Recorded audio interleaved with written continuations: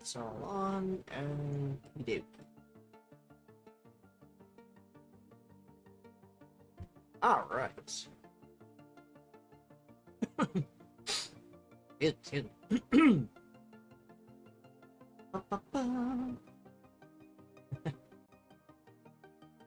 Hello, hello. Is that so loud to me? There we go.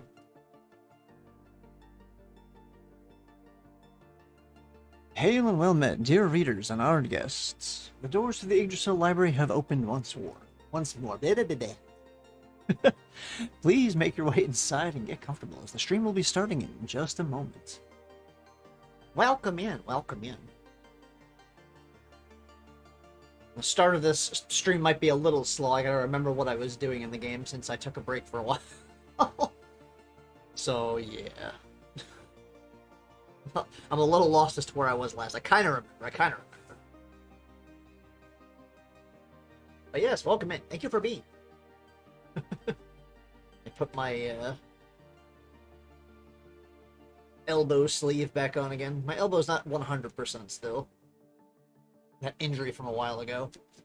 It's not perfect, but it's recovering. It's one of those kind of injuries that takes a while to fully heal. Doesn't help that I haven't stopped doing my exercise routine, so kind of keeps adding stress to it occasionally. Let me put that on and my glove right here for the carpal tunnel issue, since I have to use mouse and keyboard for this one. I think I can use controller for this, but it just feels better for a visual novel to use mouse and keyboard. Excuse me.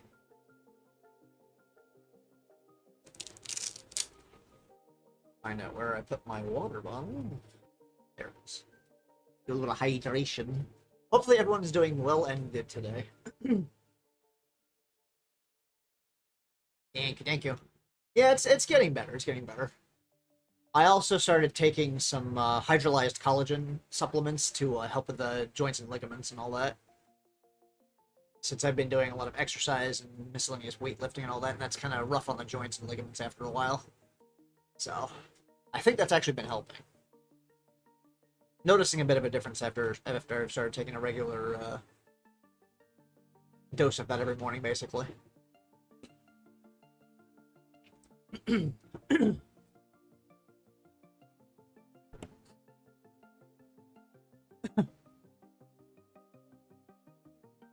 I don't think you can change the name for a little while. I don't remember. It's been a long time since the last time I changed my YouTube screen name from my actual name to Everwalk. I think you have to wait a little bit before you can change it. Maybe. I don't remember. Technically, it's tied to your Google account, so technically, there should be a way of changing it eventually. Anyway, let me remember how to get back to my screen. I think it's this one. Bring up the screen that I'm looking for. There it goes. I've turned the desktop audio on.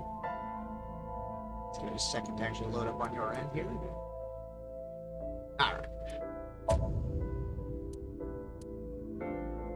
Which file was I using? This one. Okay. Day 5, Tuesday. Good AI. We'll go here. I'll have to remember, like I said, I have to remember where I'm at. Anime Ace Attorney. Kinda. I mean, Ace Attorney is anime enough to a certain degree anyway, so it's not really much more anime, so. This is just Ace Attorney with more sci-fi elements to it. Alright, so we're here at the Ikume Shrine with Mizuki.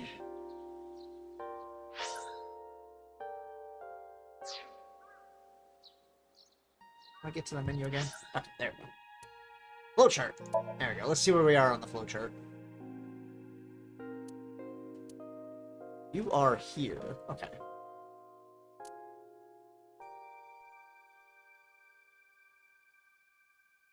So I'm over here. So I'm going...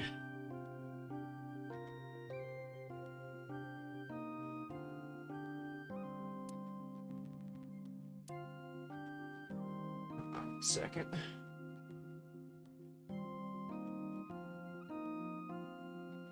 So we did the iris route right here. So this is the peach route.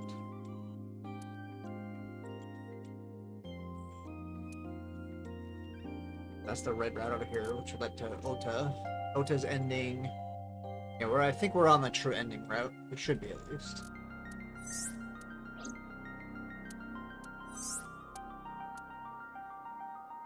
Day 5. Jut AI. Oops.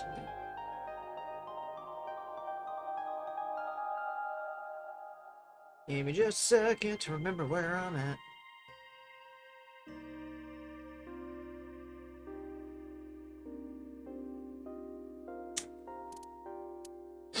Look at this flowchart here.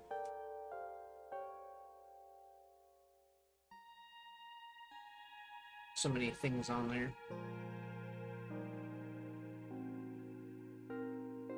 I think I did all that. Yep, okay. Day 5, peach routes. Yeah.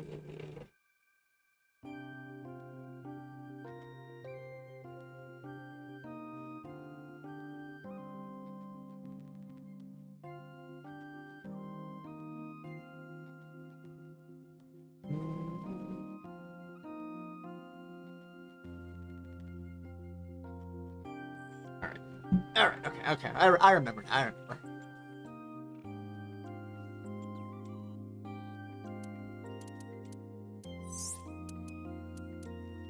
So we can go.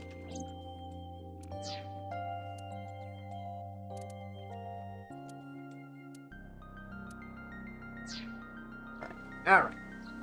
I know I had stopped off when we got here because I had to end stream that time. Okay. I know where we're at.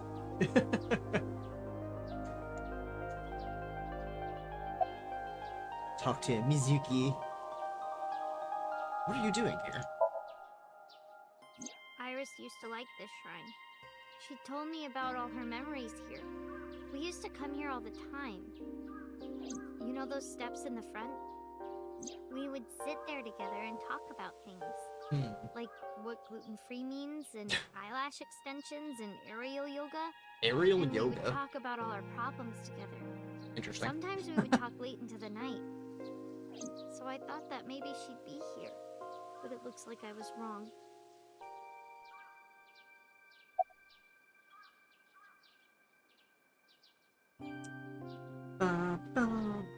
Where is Renju? I think Iris is with Renju. With Daddy? Yeah. Her note mentioned her most trusted person. It's probably Renju. Yeah. I remember that mermaid girl saying something like that.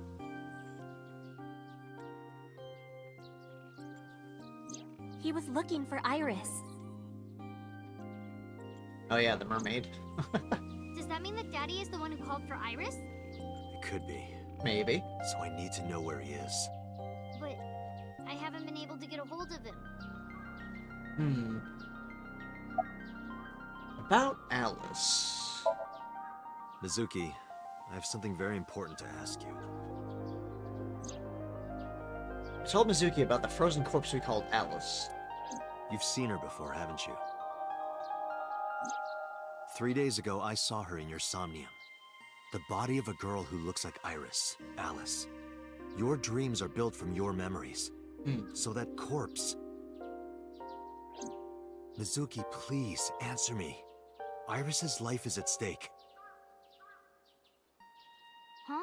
What do you mean? Oh yeah, should have done like quick audio check. Obviously, you can hear me and you can hear the game properly well. I'm assuming at least. I hope so. Forgot to do my audio checks. It's been one of those kind of mornings so far. Yep. Okay, good. Loud and clear. Good. Kid, what's up with the dead body? Good, good, good. Okay. I imagine somebody would have mentioned something, seeing my model move and no audio coming out. It's at least I would hope so. Excuse me again. Whew. All right.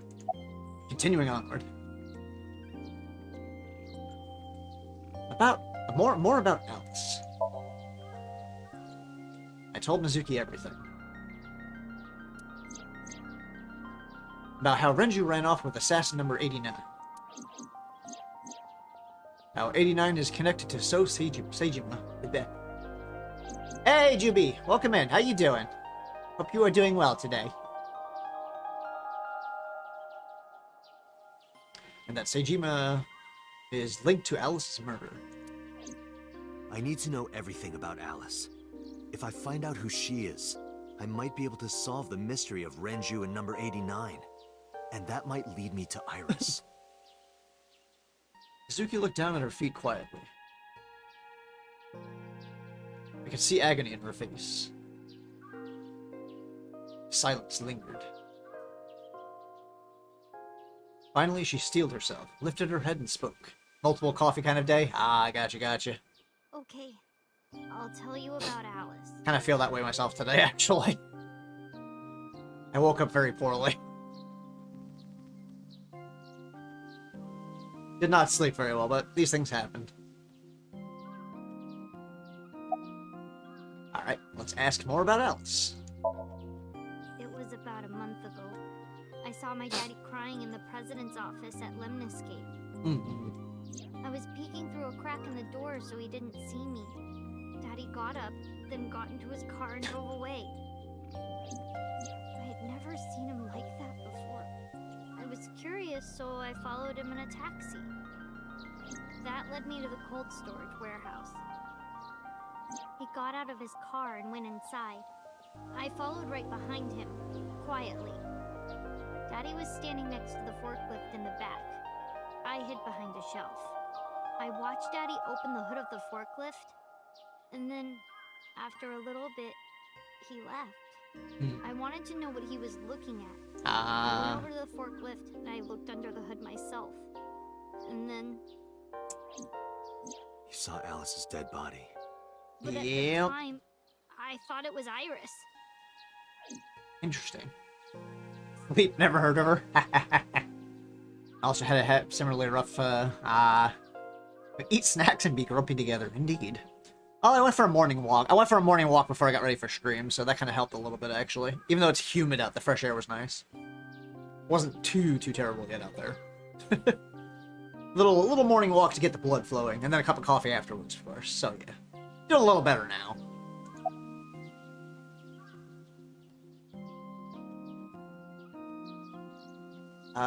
Let's see. Why didn't you call the police? What was I supposed to do? Daddy would have been in trouble. I mean, you found a dead body, child. Quiet this whole time? Yeah. A frozen dead body.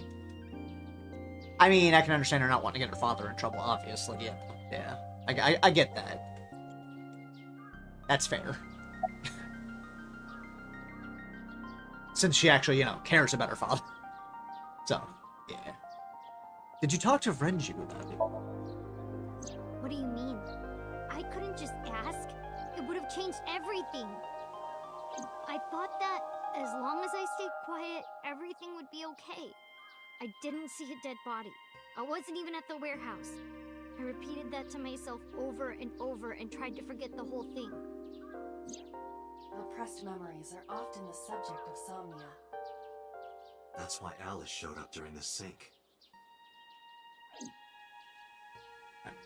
Just got stung by a ton of stinging nettles checking on a stray kid. Oh no. Probably netted water, so calling. Good.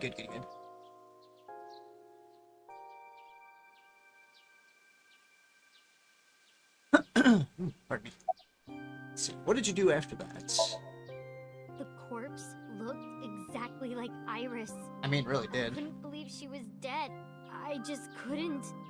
So I went to Iris's house. Huh? What's wrong, Mizuki? Iris was alive. I thought I was going crazy. Or dreaming. I tried to convince myself that it was just a hallucination.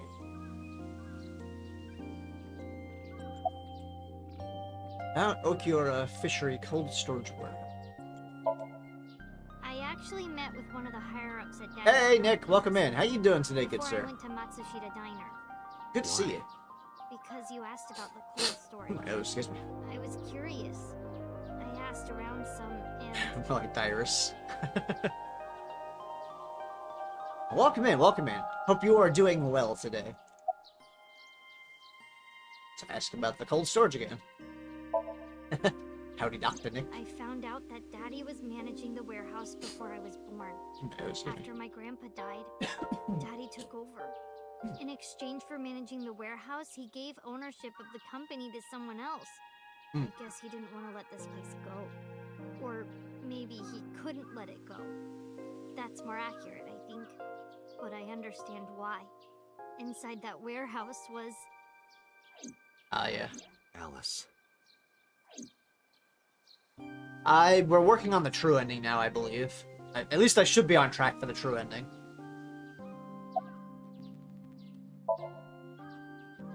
On paper, Daddy has nothing to do with Okiura Fishery. Daddy was still managing the warehouse. And he was the only one allowed in there, too. That was part of the agreement when he gave up the company. And the whole thing had to be a secret. He really stressed that point.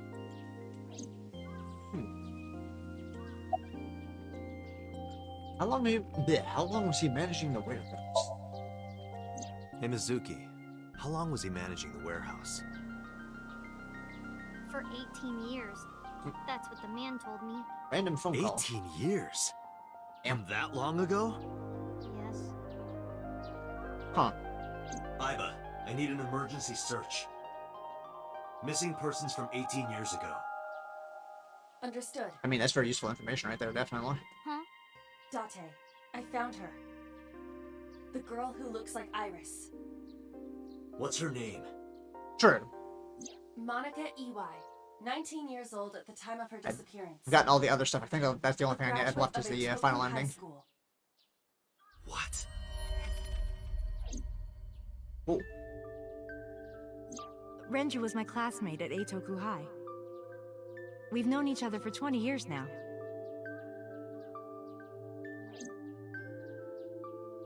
When I was young, I lost someone very important to me. the Mizuki ending. Ah, Monica gotcha, Iwai, gotcha. my best friend. One of the only friends I had. That was an interesting ending, definitely. Alice's Monica. Hitomi's friend who went to the same school as her and Renju. But why? Monica's body was found just now. But even back then, Hitomi knew. Interesting. She knew that Monica was already dead. Iba, where is Hitomi right now? At headquarters for questioning. MPD still believes that the body they discovered was Iris. Got it. Contact boss. Have them bring Hitomi to Abyss. Interesting, interesting. Roger that. Hitomi knows some things, and she didn't. She, kept it to herself. See, I see, I see. So... Won't let me make a save file. Damn it. Alright, well, off to Abyss headquarters we go.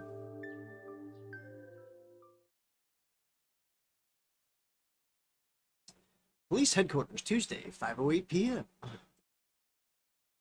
Yeah, all of the endings have been interesting, definitely.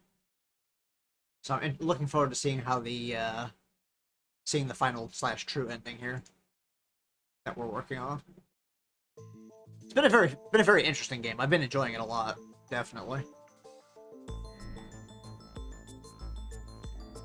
You're awfully calm. You saw the corpse of your daughter today. You were called into the station to confirm her identity. And yet here you are, cool as a cucumber, even though you lost your precious daughter. Shall I guess why?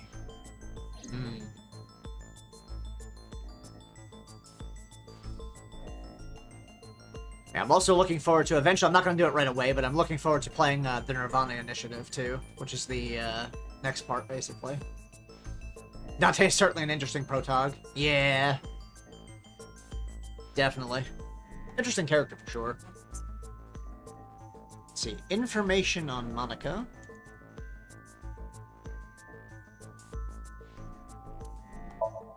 Her name is EY Monica. She has been missing for 18 years. She was 19 years old at the time she went missing. Monica, Hitomi Sagan, and Renju Okiura all attended Eitoku High School.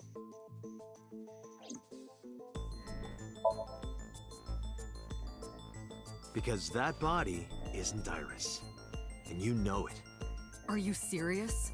Yes. Her name is Monica Iwai. She was killed when she was 19. She went to the same high school as you, and she was your best A little friend. bit. Isn't that right? Nothing to say for yourself? Hiding something? Maybe you killed her with Renju. That's ridiculous. Oh, got her to talk. Now you're talking. But we know Renju committed a crime. Illegally disposing of a body. And we can prove it.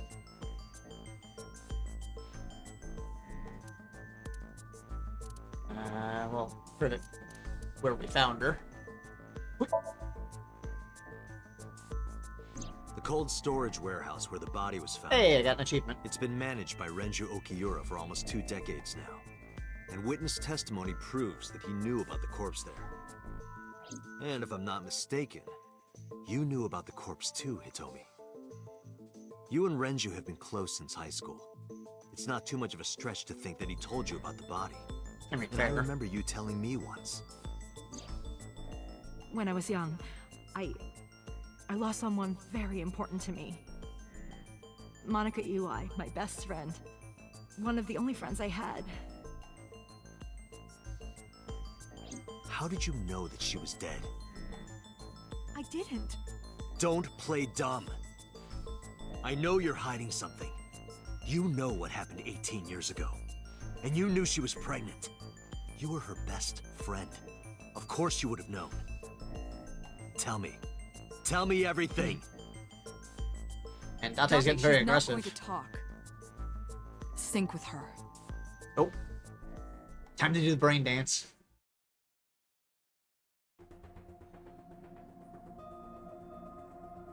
Date, I'm sure I've told you enough times by now, but please, come Yes. back within 6 minutes. I can't promise you that, Pewter. What do you mean? I mean, I'm not coming back until I find something. Damn. Date, you can't. Why not? Well, You know why. I mean, Because it will take over my consciousness? Yes. But if it's only a little...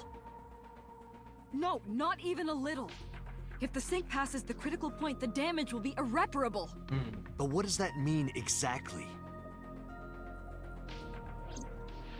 and they haven't gone far enough to find that out yet.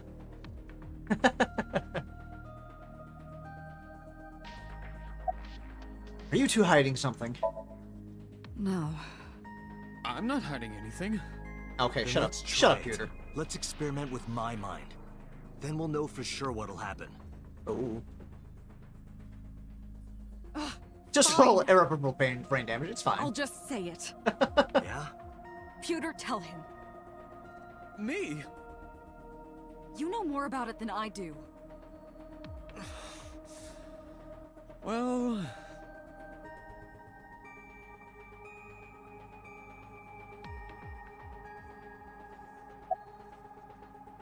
What happens after 6 minutes of syncing? Well, first off, 6 minutes is not a hard limit. It could be 7, or even 8. I don't care about the exact time. I'm asking what happens if you go beyond the limit. Do you remember the story I told you about the egg? Yeah, why? If you imagine an egg as your consciousness, the yolk is what goes into the subject's brain. The white remains inside your shell. It's an interesting If analogy. you go beyond the limit, your yoke will not be able to return to its shell. Because the subject's mind will start to take over the sinker's consciousness, right? I know that part already. Indeed, but there's more to it. After the yolk is devoured, the egg white is brought through the machine next. Huh? And there's more. It's not just the sinker's brain. The same process eventually occurs in the subject's as well. In other words, the entire egg ends up being replaced.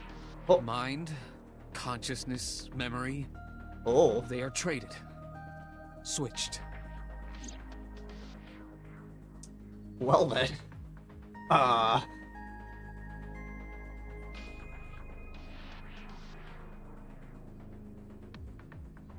The human brain has what can be understood as a memory limit.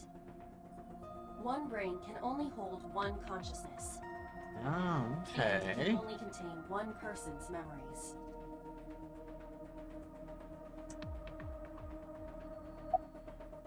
And why did you keep this a secret? Okay. I was unaware of this as well. Interesting. This information is not on any accessible databases. Just do a little body swapping, yeah. We had to prevent the possibility that the system could be exploited. Exploited? But Even if it wasn't you, someone else might try. I mean, I can We see how didn't somebody tell could any exploit sinkers that, this, definitely. including you. Project Sync is a top secret project. It's a matter of national security. Even sinkers are on a need-to-know basis. Interesting. Think about it. What if you were kidnapped by bad people who tried to make you talk? bad people? A criminal organization, spies from another country, those people. If you blabbed about Project Sync, the entire country might be at risk. You heard it from Pewter. The Sync machine isn't just for entering a person's Somnium. It can also be used to swap bodies between two people. That's very interesting. Imagine what this machine would be used for in the wrong hands. That's why I didn't tell you. We can't let this secret get out. I mean, yeah. Swap out into the body of an important person that has access to things that you don't. And bada bing, bada boom. Get a spy in places that they can't normally get to. Swapping bodies between two people? Trading minds? Interesting. Very interesting. Remember what I told you earlier. Hey, Pear, welcome in. How you doing today? I did indeed beat Cult of the Lamb. Beat that last stream session. It was really good. It was a really good game. Interesting ending. I'm fine. Start it. Oh, welcome in, Pear. Welcome in. Hope you are doing well today. Understood. Let us begin. Excuse me again.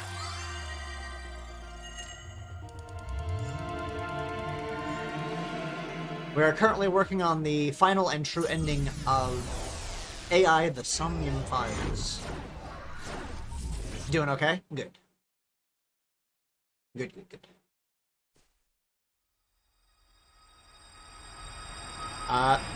Thanks for the random panty shot game. God? I am the god of fire. Thanks, Iba. I burn erotic books with my flames of red-hot anger. My, how ruthless. Ow! Are you okay? Poor Iba. That hurt. I'll let you read this porno mag if it'll make you feel better. Stop I will Date. burn it. The fog is making it pitch black. It's an interesting Somnium here. Like in a forest. Interesting. I like it. I like it. The light over there. Is that a firefly? I have not seen a firefly in so many years. Somnium scan. Activate. Or lightning bug as we used to call them in New York. Lightning bug.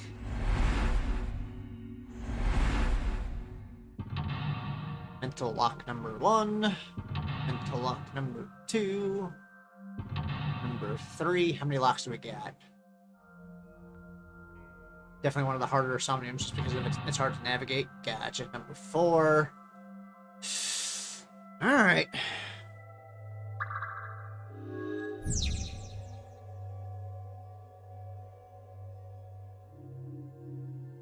Reveal Hitome's secret, buried deep inside. Right.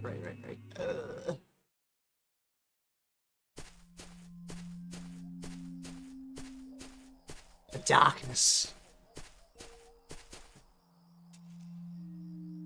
It disappeared? No, wait. It might still be nearby.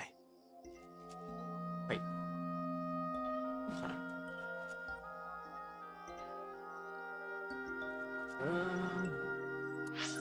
Let me make a save file real quick.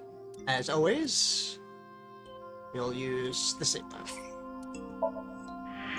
Yep, there we go. Okay.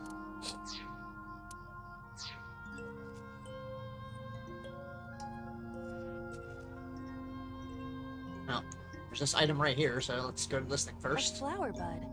I cannot identify the variety. Smell, figure out type, and worship.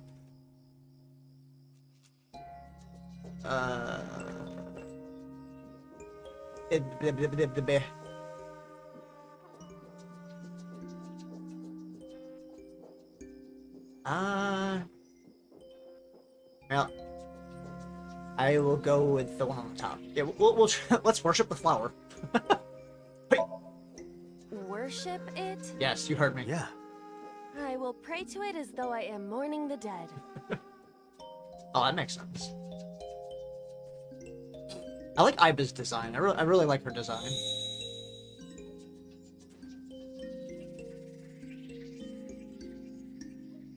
Just really like the way this game is Bloomed a done. little? I don't know what caused it, but it's better than nothing happening. Right you are, Dante. Hey! Mental lock number 1 done. Nice.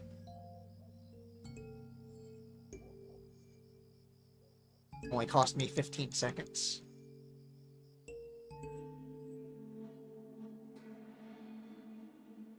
Oh, there's a trail. Ah.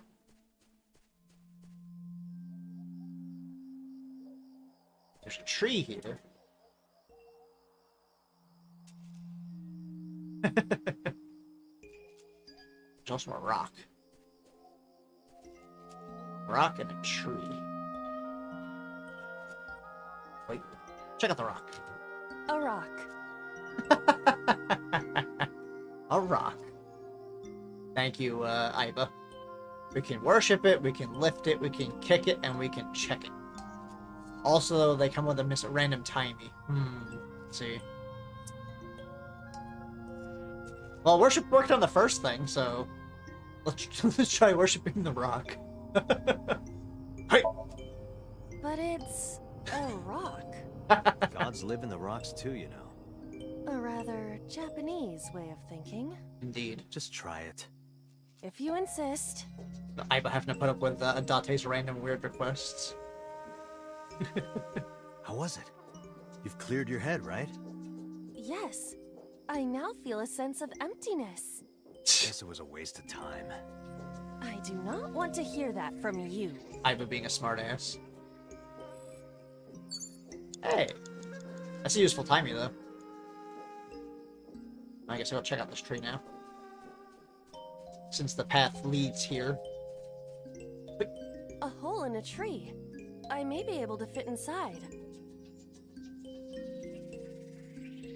I don't know about actually going inside the tree to scream. What? Tackle the tree. Oh, okay. So we got scream, tackle the tree, peek inside or stick hand in. Scream. Nah. Let's just kind of reach a hand in and just see if there's anything in there. You don't want to actually go inside, but you just reach a hand in. Just check it out a little bit. I am not going to be eaten or anything, right? That's why we're only sticking a hand in.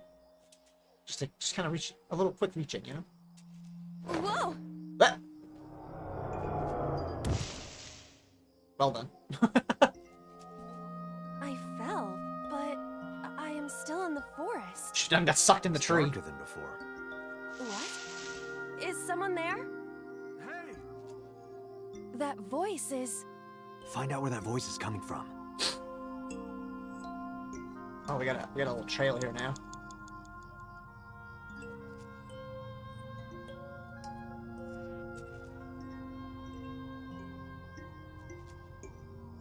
Alright, I guess we will follow this trail. Oh. Yeah, there's that flower again. Huh. Rock number 2. 5 minutes left, Date. Shut up.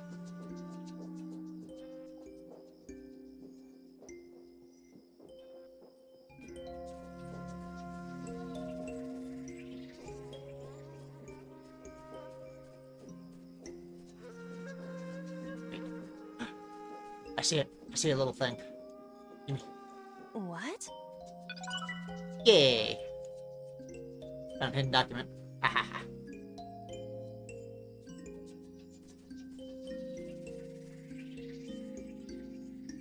A hole in the tree. It looks about as big around as a soccer ball. Tackle, stick hand in, peek inside, scream again.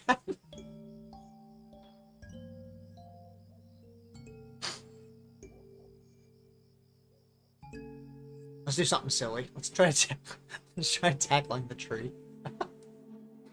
I mean, such random things actually do things in these Somnium, so yeah. I don't know why I always like try I always lean towards like doing the top option for some reason a lot. Understood. I will do my best. You got this, Iba. Oh. Hey, a picture fell down. Oh. This is a picture of Hitomi, Renju, and Monica. Everyone is so young. Hold on to that. It's a nice picture.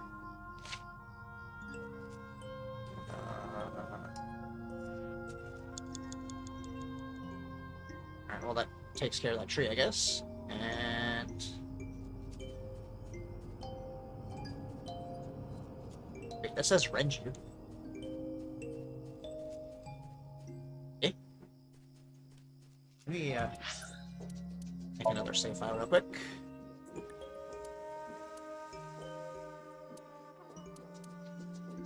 Yeah, we'll do this one right here. Everything that happens is just going, wow, that worked. Over and over. Yeah, pretty much. Like, huh. Nice. By Renju? Renju Okiura. He looks very lost. Hit him. Flirt with him, talk to him. Well, I got this picture here, so... I'm assuming that's important. An important item to use. Obviously, I should be using that to show him the picture. Not to need to use it somewhere, so I'm assuming show it to him. Renju, look at this. Yep. What? Wait! Renju, stop! And away he goes. Now that got mental walk number 2 done, though. Come on. Nice.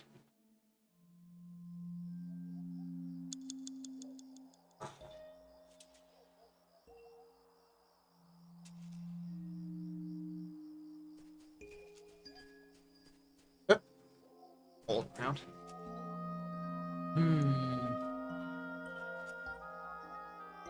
What is this hole?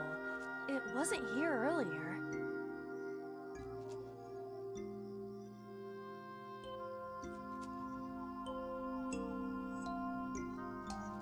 I'm gonna use the timey on that one. Yeah. Jump in the hole. That'll only use 7 seconds. Really? You heard me, Iba. Yeah, go ahead. Understood. Or Iba has to do all the craziness.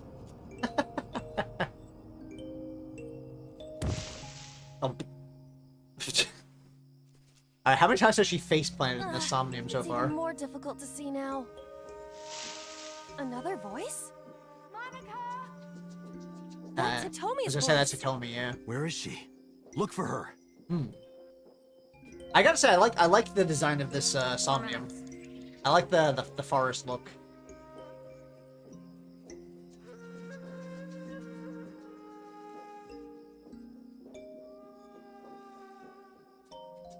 Eh.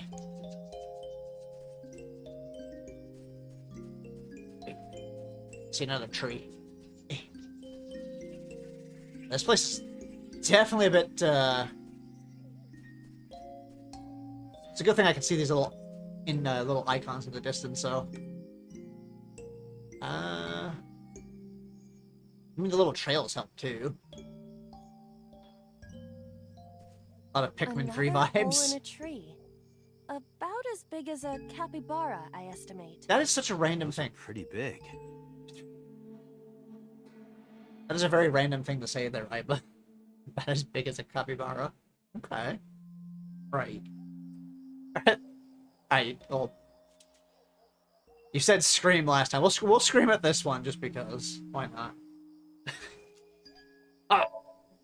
Hitomi! Date likes Hitomi! Hey, what are you trying to say? Hitomi won't remember this sink. But still.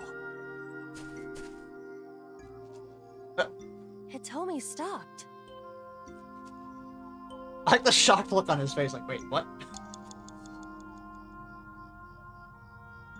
Oh, there's still stuff I can do here, though. A hole in a tree.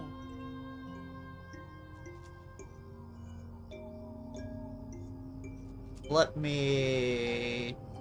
stick pen in? I won't get sucked in, right? I don't know, Iba. Let's find out. Hmm? Oh. A bracelet? A cord bracelet has appeared on my wrist. Perhaps it belongs to someone. It might be important. Hold on to it. I'm assuming I probably have to show that to Hitomi. I'm assuming. Where is Hitomi? I see the name in the distance, okay. I can read the names just barely. Good enough so I don't waste time running around, I guess. That's Hitomi.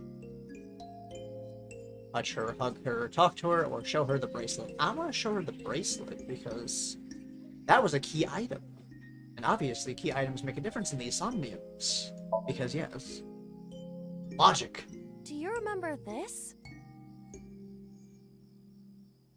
And off she goes. Wait! Follow her! On it!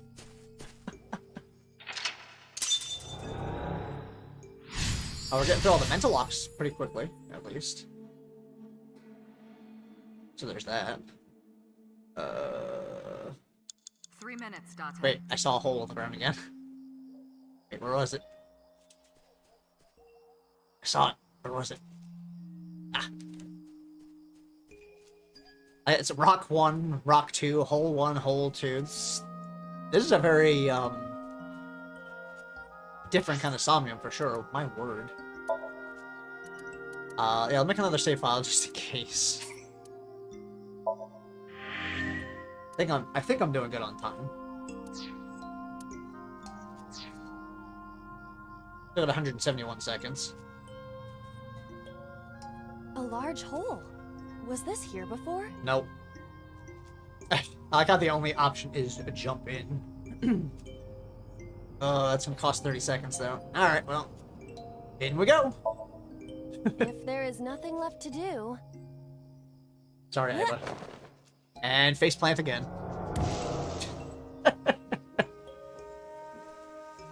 So sorry, Iva. Date, what is going on?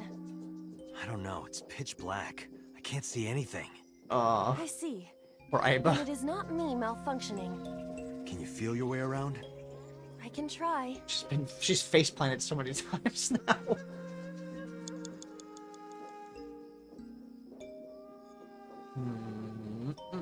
No, the only thing I can see in the distance is that, so...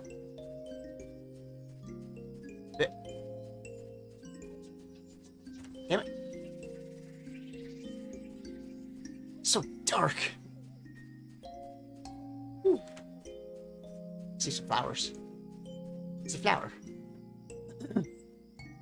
A Lycaris flower.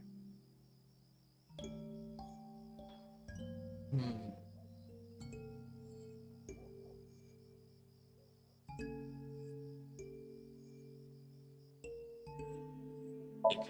Dig. Let's do it. Dig it. What? Another hole. Well, you know what that means. You have less than 2 A minutes, large hole. Date. Hurry. Oh. I probably should have held on to the timing for that then. Shit.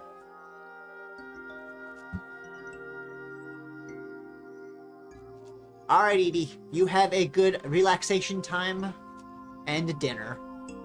And we will catch you again later. Thank you for being here. We've come this far. I will not protest now.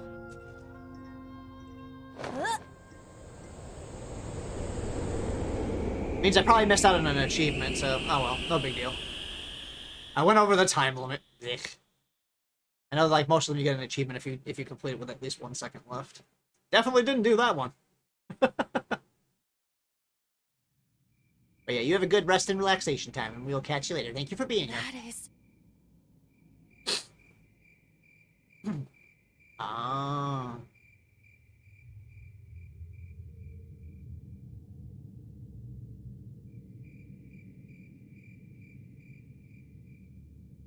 And there's Monica.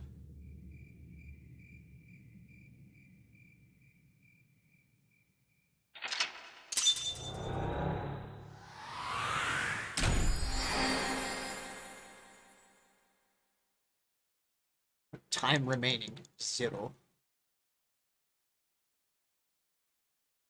Oh.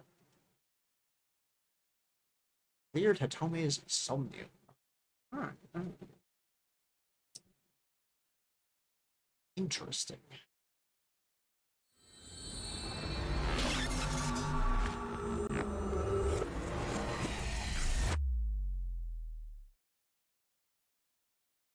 Yeah, but that still doesn't count for the achievement, unfortunately.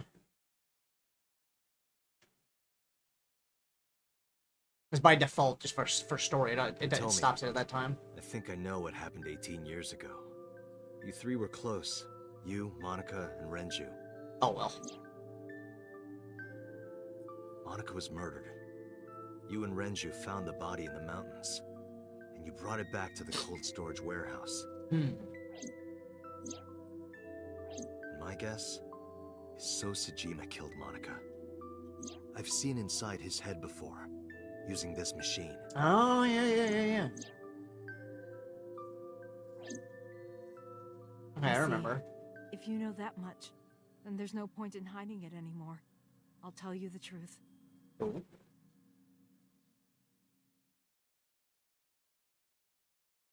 Get to find out what happened. Hey, the Sagan residence. Unknown time, so... 18 years ago.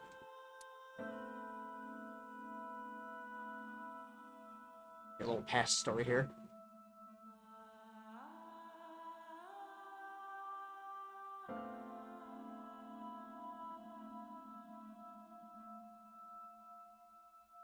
Wait, you're going to see So?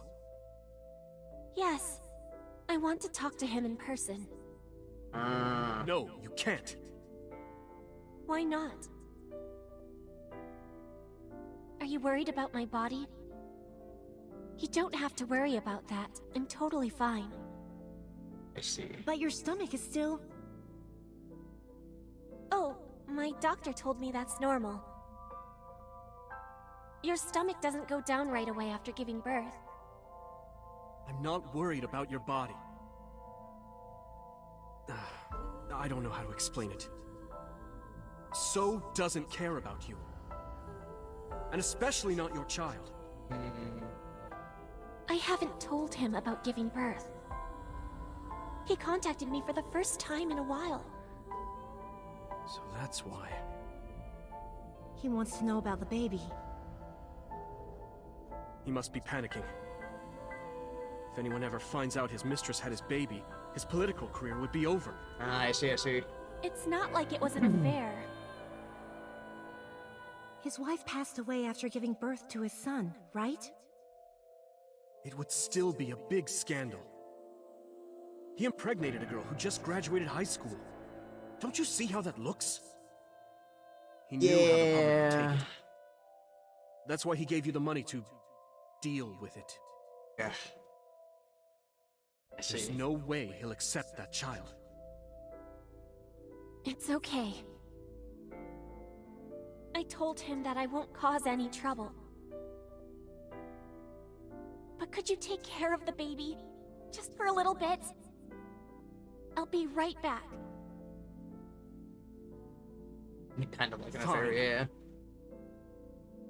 But take this with you, just in case.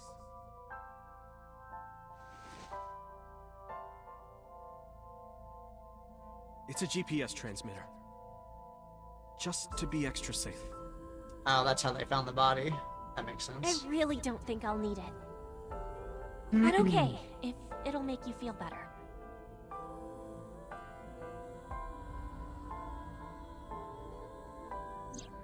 I don't know what Monica saw in So. She said he was kind and loyal, that he wanted to change Japan, but I didn't understand any of it. He tried to convince her to break up with him so many times. She never listened, and it ended in tragedy. What happened next, you already know. Neither Renju or I saw it happen, so I don't know how much of this is accurate, but we could guess what happened. Yeah, it obviously did not go over well.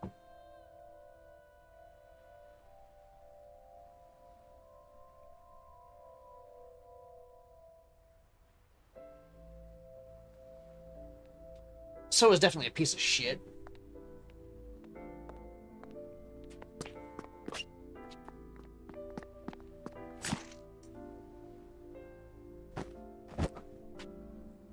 Was he not the murderer? Damn. And again, so is a politician, so you know what I think about politicians, so you know. Not exactly a fan of politicians. In general. Excuse me.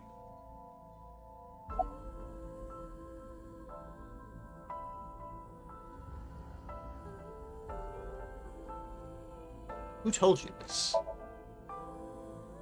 Renju told me. But you said he wasn't there. He Yeah, heard a some little of bit. this from the Kumakuras. Renju had connections with them.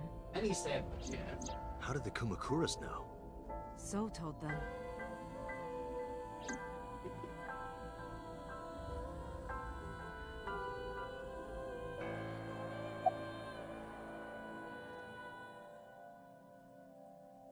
What did So say to Monica?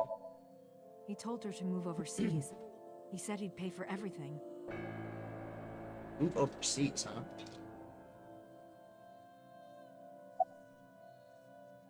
About Monica's killer.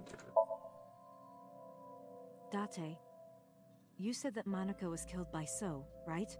But What I that's not assumed, true. at least. Monica was killed by Saito Sejima, the son of So and his late wife. Ah. Saito was 12 at the time. 12? Yes, But why would a little boy do that? I don't know. I can't imagine. I mean, that was pretty savage. Damn. What happened after Monica's murder? So contacted his friend, the chairman of the Kumakuras. He asked him to dispose of the body and left the scene with Saito. The incident was 18 years ago. That means the chairman was Rohan, not Moma. Well, yeah. Rohan went to the scene of the crime? Yes, with some of his men.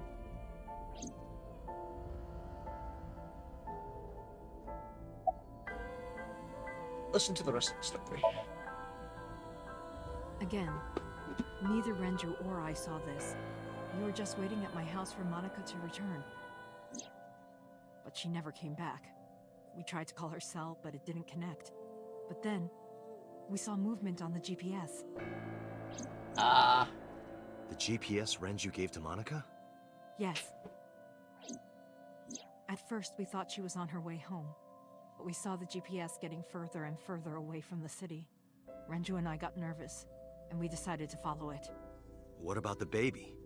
We couldn't take the baby with us, so Renju gave the baby to the mob doctor he trusted.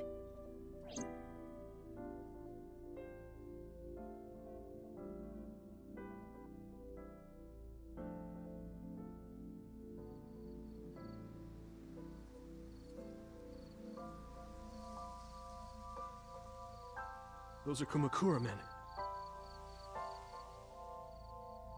We didn't dare move. We couldn't speak. We were barely breathing. I mean, you got We Yakuza could there. only watch as it all unfolded. I knew what the hole was for, but I couldn't move. Couldn't do anything. I remember my heart beating so fast. Before long, We good here? Yeah. Cover her. Just a minute.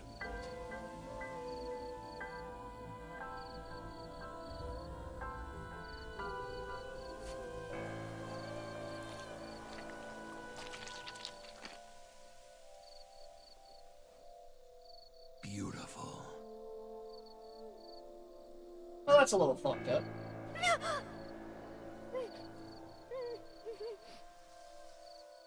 the Kumakura people covered Monika's body, then left. Renju and I ran over and dug up the grave with a tree branch. What we saw.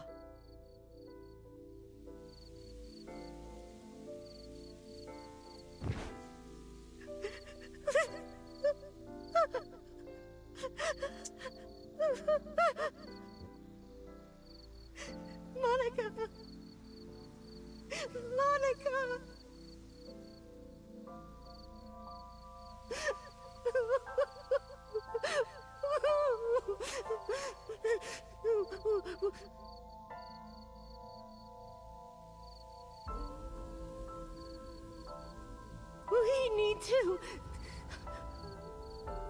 We need to call the police. No, we can't. Not yet.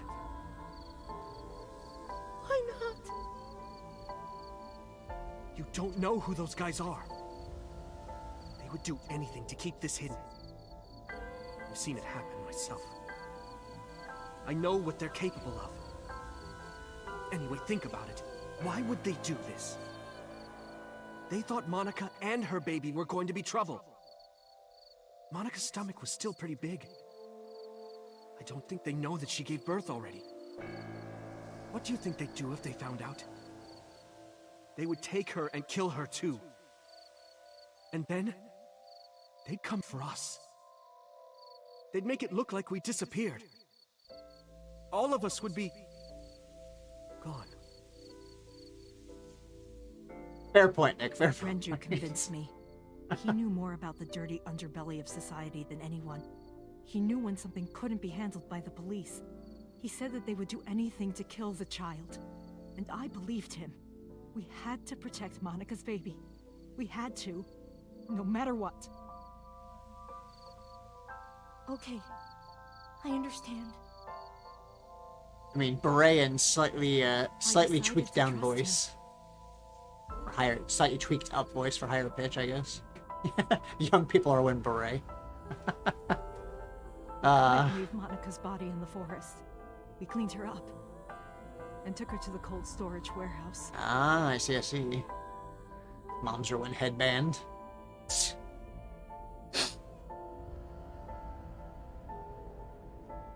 So that's why she was in the cold storage for so long. I see, I see.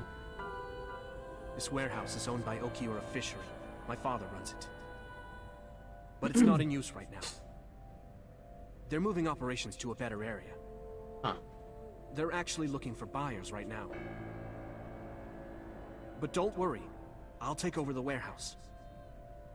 Are you sure? Yes. Don't worry. I'll keep everyone out. Everyone but you, of course. I'll give you a key. You can come visit any time you want to see Monica. It's a long time to hold on to a body, for sure. But also dealing with Yakuza and politicians, so I guess... Monica? Don't worry about the baby. I'll protect her, no matter what. And don't worry about them, either. The people who did this to you, I will never forgive them. I'm sorry, Monica. Sorry. I'm sorry. Monica.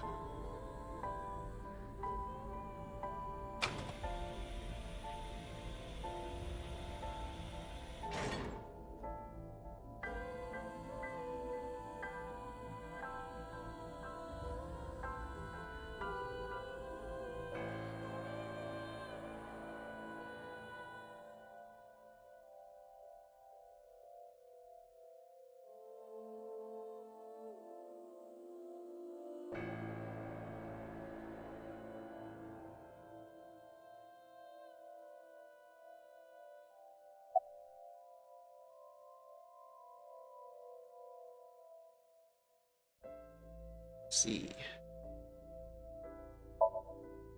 The mob doctor took care of everything. I have the birth certificate, and I even picked up a mother and baby book.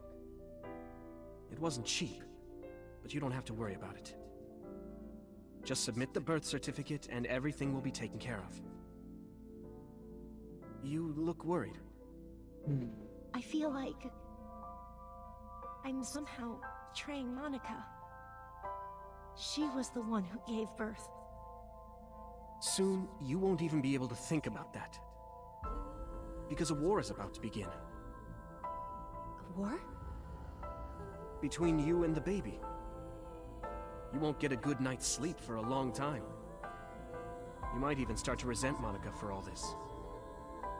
Really?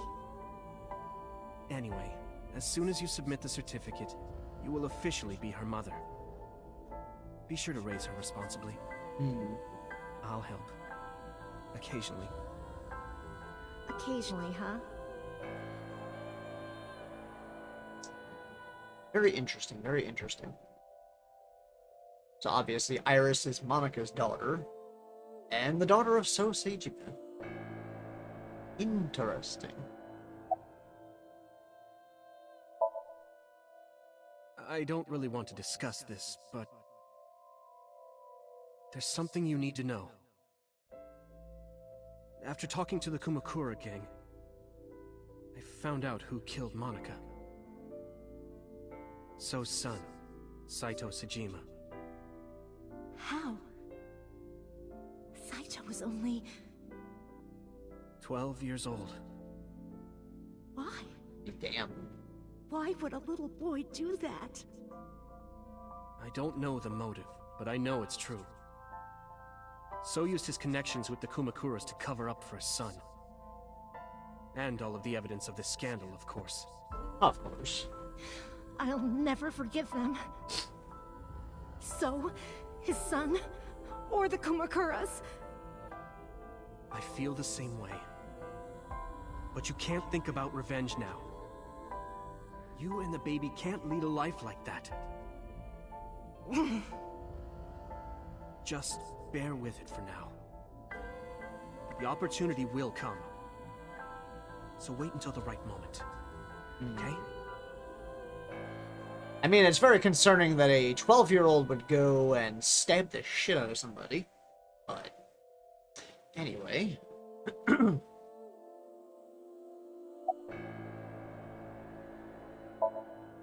I was thinking about her name. How about Iris? Iris? The goddess of rainbows in Greek mythology? And the colored part of your eye. And the flower, too. Right. I thought it might have something to do with your name, Hitomi. Not only that, it's also for Monica's name. The kanji for Monica uses the character for love. And Monica reminds me of Manako, Japanese for eye. So both names have something to do with the eye. And I, which means love, will always be a part of Iris. So that's how you came up with the name? Don't you think it's nice? Iris. Iris. Yeah, I really like it. And so my life with Iris began. Raising a child was much harder than I expected. Usually is. Waking up in the middle of the night to change diapers or feed her. Iris wasn't a good sleeper. I had to sing her lullabies to put her to sleep. And I always needed to put her to bed so carefully. It would only take 10 seconds before she'd start crying again. So I had to pick her up, sing her another lullaby, then put her back to bed. After doing this over and over, before I knew it, the morning sun would creep in through the windows. But even with all of that, I cherished every single day. My hatred for those responsible never went away. But my hands were full, raising Iris. I devoted myself to her. I never thought about anything else. Eventually, my desire for revenge just faded away. Oh, that effort to raise a Minecraft YouTuber. Devastating. Oh my goodness, Nick. Mama, I'm wet. Killing me here. Sweetie, up? Mommy, I won race today. Is Mommy proud of me? Mommy, I want to see Milky Moon again. Mommy, you are so good at dancing. Mommy, pancakes are done. Ooh, pancakes. Sorry, I burned it a little. Mommy, why can't I dance at the stores? I can't help it. My body dances on its own. Mommy, don't more people come to barbecues? How come it's always you and me? Hey, Mommy. How long will it take my bones to Indeed, get and no better? comments about that kind of stuff on stream. I want to dance again with everybody. Hey, Mommy, do you like my shirt? Look, we're matching. Mommy, thank you for everything. I love you more than anything in the whole wide world.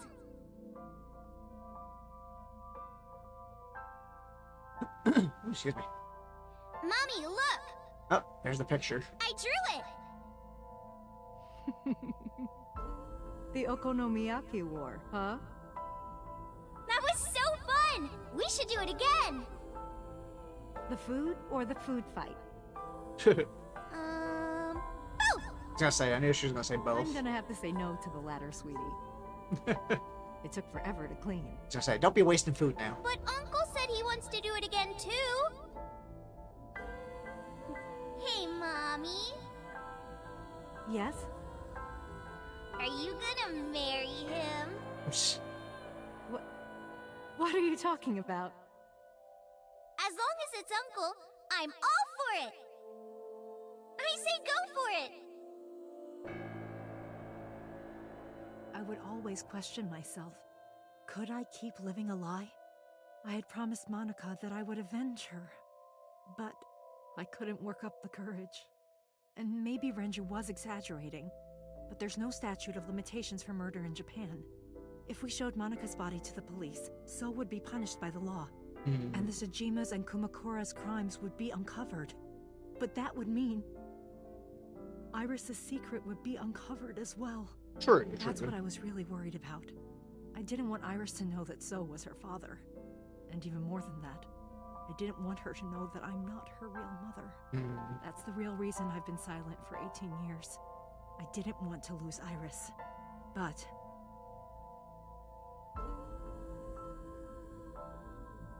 fate can be cruel. God used other means to take Iris from me.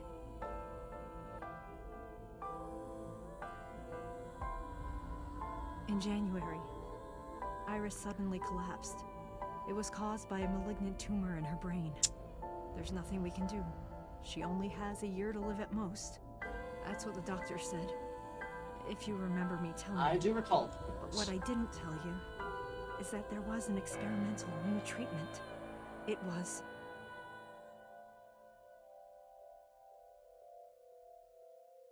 Some of the cutting-edge nanomachines can even go inside your body and cure illnesses. They can even cure cancer. And they go beep, beep, beep. That's what Mom said.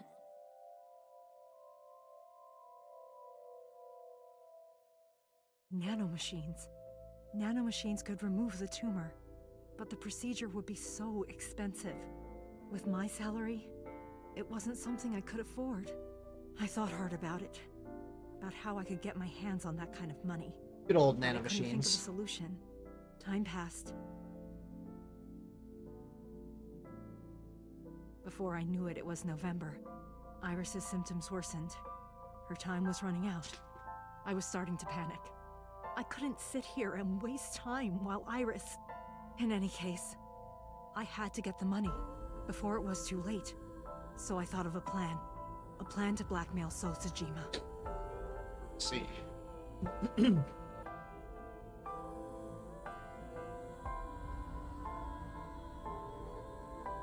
2 days ago, on Saturday night, I called So and invited him to come to the warehouse. He agreed to come. After I hinted at what happened 18 years ago, I had prepared everything, hiding behind the forklift until So came. When he finally arrived,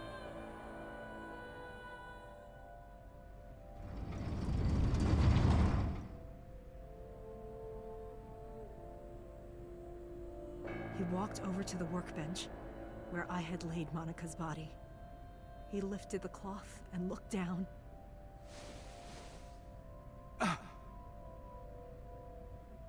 He whimpered and stumbled back. Even he was fazed, seeing a body he thought he got rid of 18 years ago. Not to mention it was the body of a woman he was in a relationship with. A woman his own son killed. He reacted exactly as I expected he would. I had prepared a recording and sent it to his phone.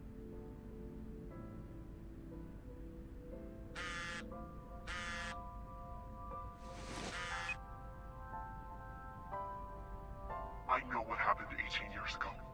Everything. I know who did it, and I know she had a baby inside her. You can probably guess what I'm going to say next. Be prepared to pay for my silence. I will tell you the exact amount later. And don't tell anyone about this. Not Saito, not the Kumakuras.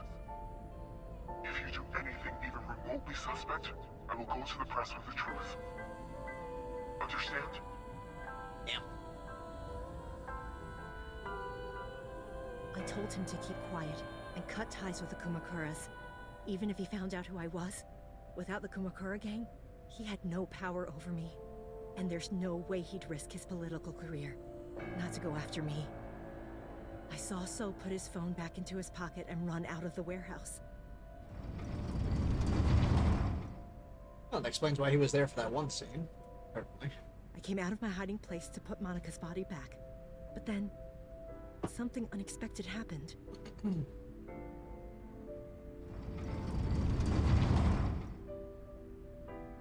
That's when Date showed up. I saw you, Date.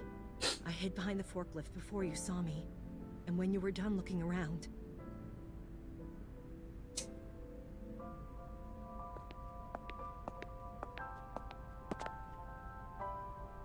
It can't be.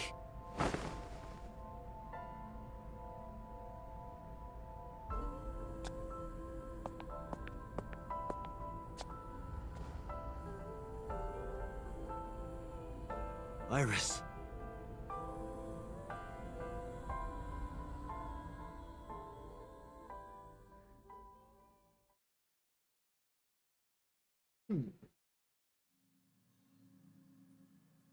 Losing consciousness. Head felt fuzzy. Couldn't gather my thoughts. Didn't know what to say. Instead, I did the talking. Iris is not Hitomi's daughter. But Iris's father is Sosajima. Her mother, Monica Iwai, was killed 18 years ago by So's son, Saito. However, Hitomi raised Iris since she was a baby. Hitomi showed unwavering love and compassion for her, just as much as her biological mother would have, if not more. Iris's tumor was discovered in January of this year. The only possible treatment was experimental nanotechnology. However, that treatment is restrictively expensive. Hitomi devised a plan to blackmail Sosejima for the money. The best way to establish the blackmail was to show him proof directly. That is why Hitomi created the scene with the corpse. She was the one who called So to the warehouse. On Sunday night, what Date saw was what Hitomi had prepared for So. That is the summary of what we have learned so far. Indeed. But there are some things I have yet to understand. Date, pull yourself together. Ask her questions. Date, snap out of it. I heard I recall from you. Game 2. Try to snap out of it some.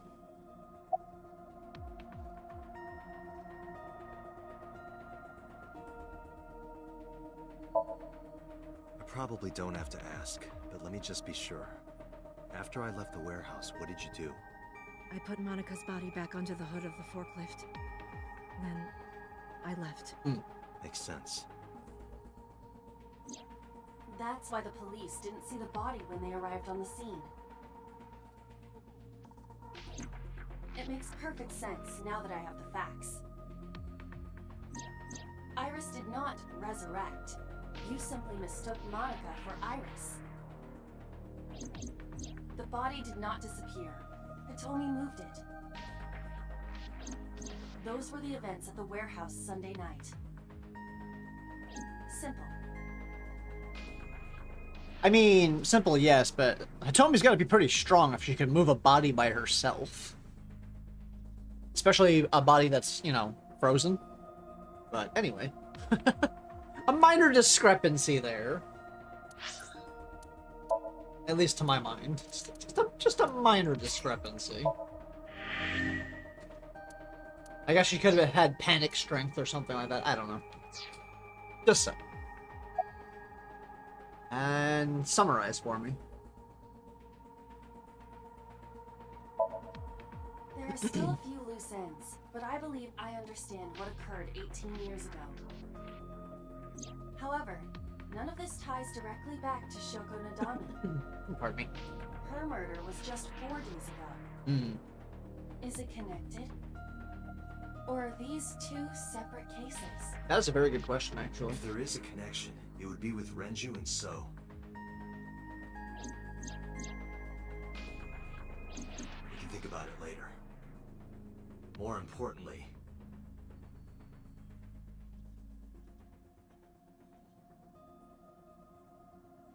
headed for the exit.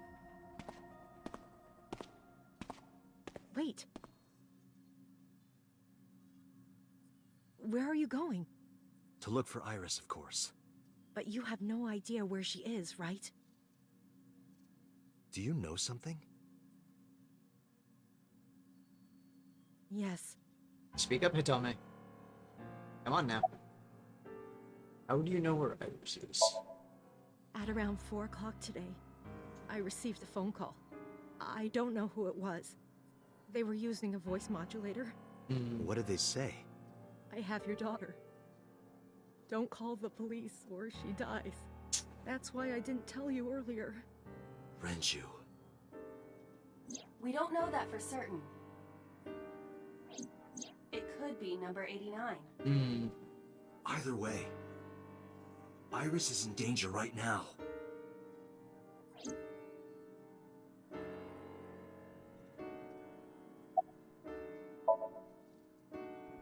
The voice asked for something else. He told me to go to a specified location with you. With me? Yes. Interesting. The culprit knows me? It must be Renju. What location? You know you're getting towards the end when there's like heavy dialogue. I'm sorry, but this stops now. Uh-oh.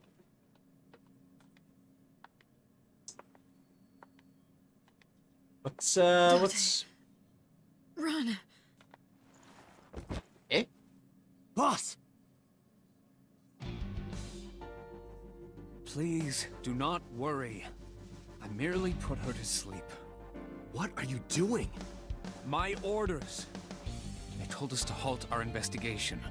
The boss was already going against orders as it is, which is why... Investigation? What investigation? Shoko or Iris? Neither. The investigation of Monica's murder. Monica? But her case is all but completely solved. Yes, but only to us, right? If we say nothing, then her investigation is ongoing. So Sejima. So threatened us, didn't he? I don't know. But you've been stripped of your authority on this investigation. As of 5 minutes ago. In fact, you are to be placed under house arrest. What will you do, Date? I suggest you comply. Iva, can you turn the power off? Easily. Alright, get ready. 3, 2, 1.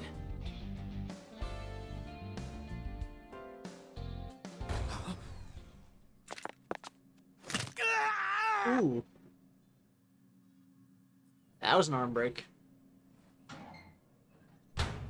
You look so happy about Date going under house arrest. Yeah. Now tell me, where is the location? I can't tell you. Speak up, he told me. Why not? If I told you, you'd go alone, wouldn't you? Yep. But if I don't go with you... Alright, take me there. Oh boy.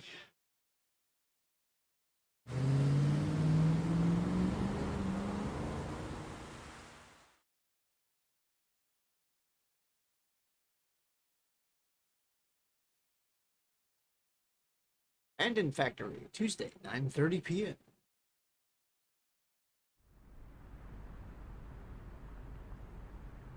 I know this place. It's the chemical plant that closed 8 years ago. I knew that. How did I know that? Corners of my mind were aching. Date, I'm sorry, but this is going to be bad. Uh-oh. What happened? Someone has begun to access my stored memory. They are attempting to wipe all the data. Oh shit. Everything I have accumulated over the last 5 years. Including backups. Pewter. Is Pewter doing this?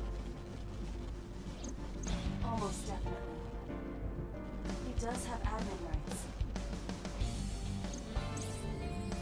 I summoned some ice, but that will only buy time. I have 4 hours at the most. Damn. After my ice is broken, Peter will be able to access Watch It, my core programming. He will be able to destroy my mind. Why? It must be related to the orders they are receiving from the top. The higher-ups clearly see you as a threat, Date. They are attempting to limit your power by removing me from the equation. I suppose their motivation hardly matters now. The most important thing now is finding Iris and bringing her to Abyss within 4 hours. Or else, I will cease to exist. Well, shit. Date? What's wrong? Nothing. Just... We got some issues. All right. Now you know. So get moving. I'm counting on you, Date. 4 hours. It's fine. There should be plenty of time. Gripped my revolver and got moving.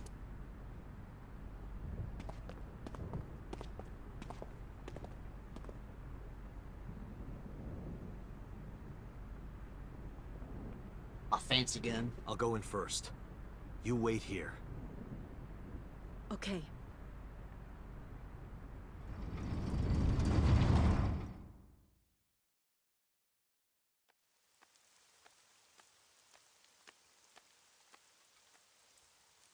Is that...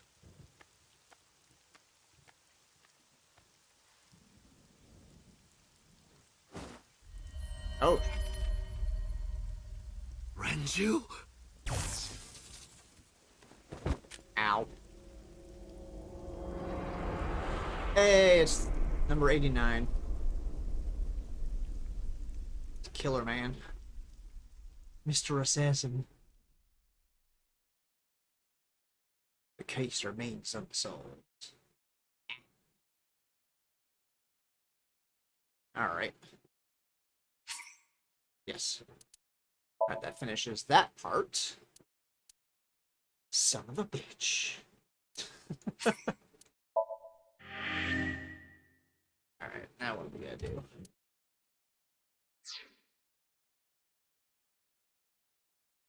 Now on to the next part. Locked. This is locked. To proceed, you must play through more of the story. Alright.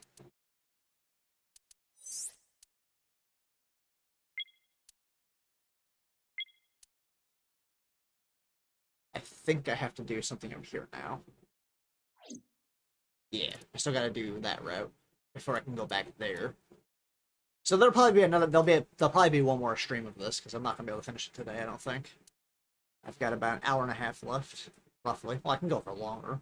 We'll see. We'll see. So I gotta go.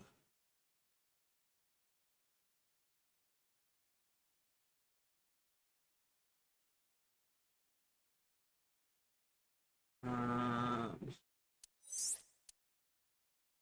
think I have to go here. Yeah. I gotta go here so I can unlock the green route up here. That way we can continue and then finish that to go back to the other one to actually get into the final ending. Man, this game is goes all over the place. Some interesting plot developments though, for sure. Damn. Certain things that caught me a little by surprise, definitely. Alright, so we gotta go here. So we gotta go begin by syncing this, doing this sync here. Okay. Alright, time to backtrack. To go through the green. I remember parts. Plus it already has parts of this one memorized for me anyways, obviously. It's the different stuff I've already done in this particular sync. So that makes it a little easier. What is this place? It looks depressing. How is this related to Iris? So we've traveled back in time. But there must be a connection. Iris, what are you hiding? Look at that lovely CRT TV. Somnium scan! Activate!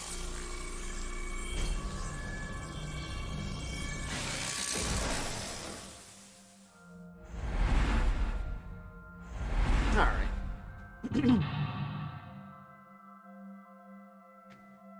It's been a while since I did this one, so let me see if I can't remember what I'm supposed to do here.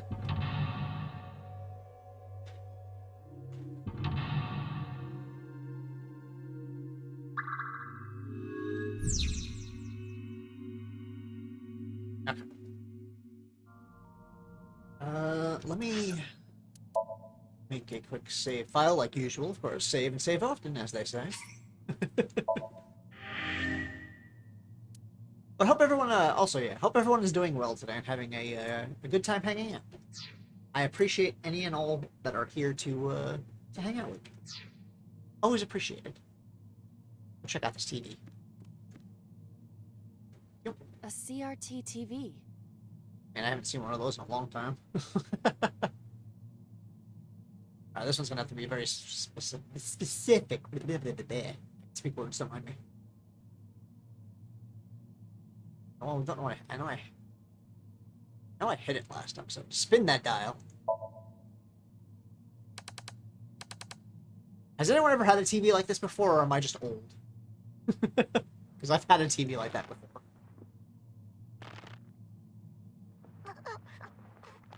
Stop! Oh my goodness.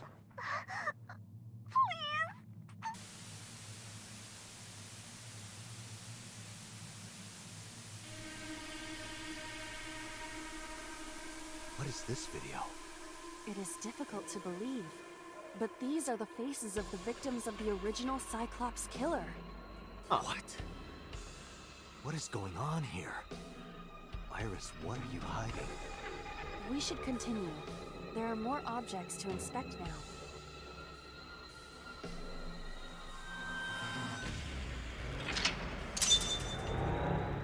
There we go. Now we're on the alternate route there now. I like the sudden change in the music here.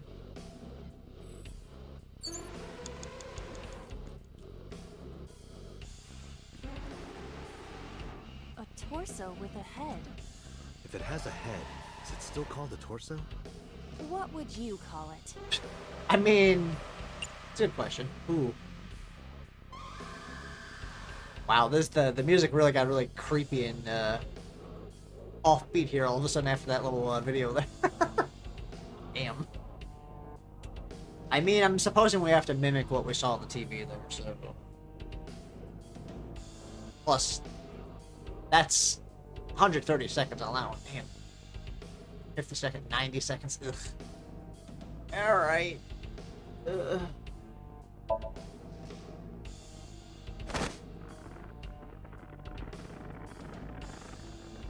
Oh, she got a creepy face there.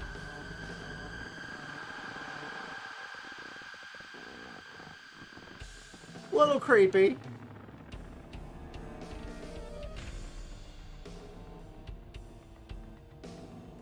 Even my consciousness is being affected.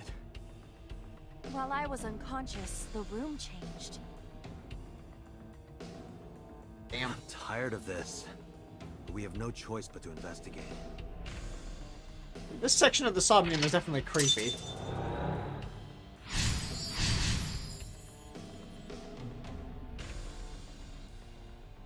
Alright, oh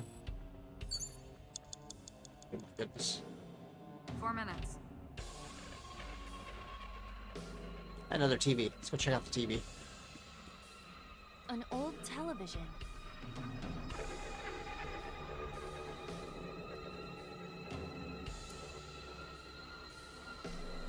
Turn that dial. Alright, we get to watch another video, I'm assuming. Yep. Oh boy.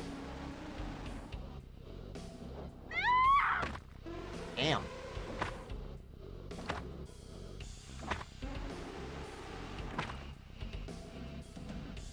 That video showed the face of a victim of the original Cyclops killer.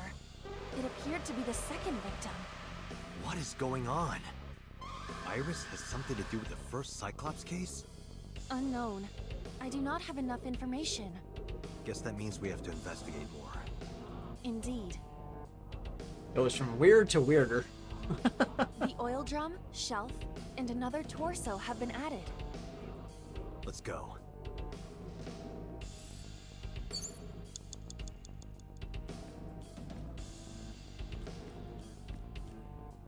Only a shelf.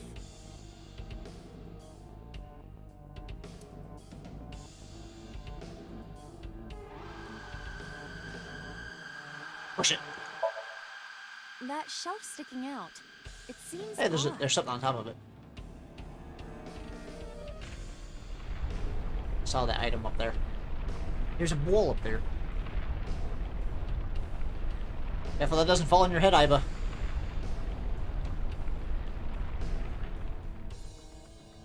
This Somnium's wigging me out here.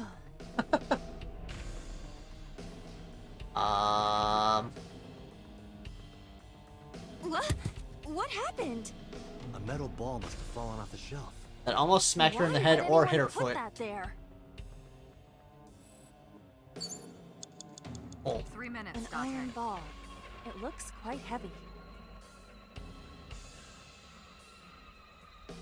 Throw it.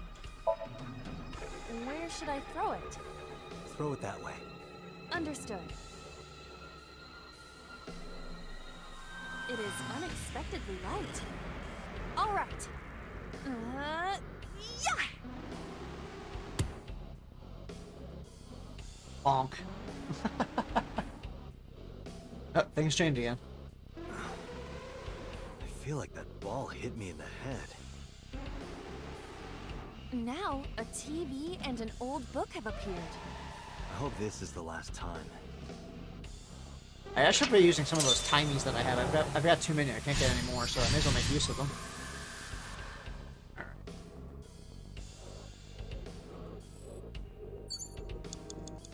You have less than 2 minutes, Date. Hurry. Oh, TV. An old-fashioned TV. Turn the dial. Yeah, let me use these timies here.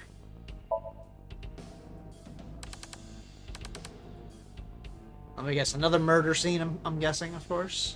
Yep. Please. Help me. Help me.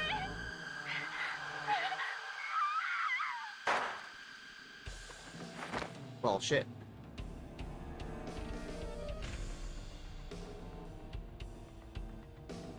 This was the third victim of the original Cyclops killer. Why does Iris know that? That is a very good question. There is a possibility that she saw it online or on TV. She even reproduced the circumstances of the killing. Would her imagination explain that?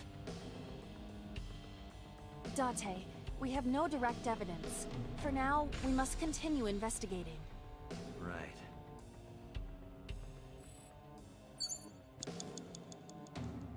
She mentioned the reference book over here, so let's go check that out now. It is a thick book.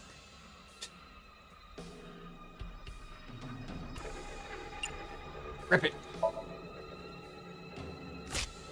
This will be easy. It's more brittle than crumbly cheese. Oh, it disappeared. More brittle than Melted crumbly down. cheese. Real cheese. Now they're making me hungry, damn it. Nervous.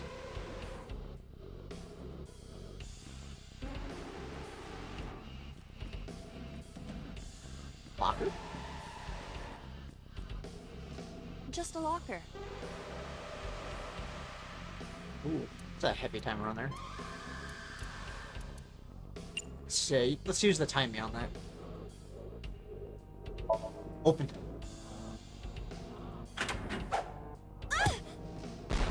Iba? It's all right. More importantly, A whole chain reaction here. Interesting. A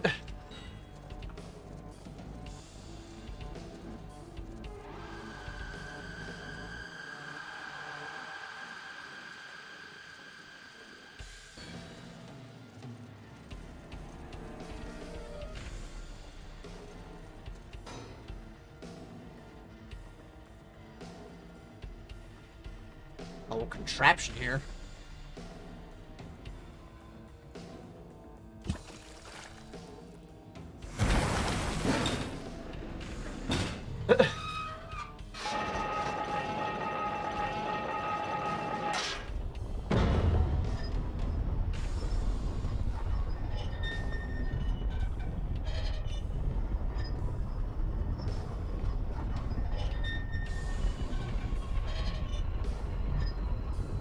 So what is this ultimately going to end up doing?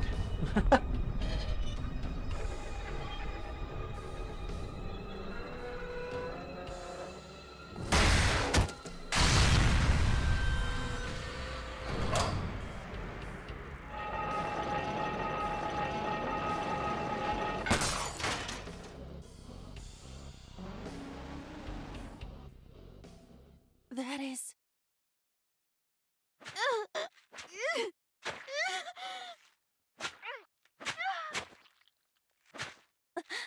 Eh?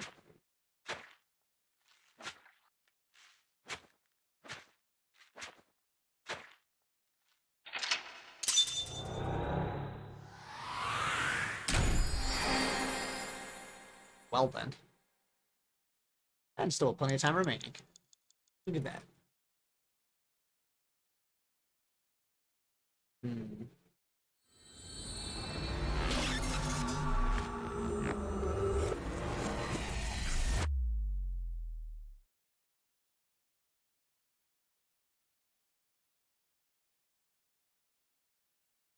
Day 3 Sunday. What happened in that Somnium? Craziness. We saw it too. The 4 murdered women are without a doubt the victims of the original Cyclops serial killings. That means... The murders that occurred 6 years ago are these memory fragments that coalesced in this Somnium. No. That means the person who killed them was...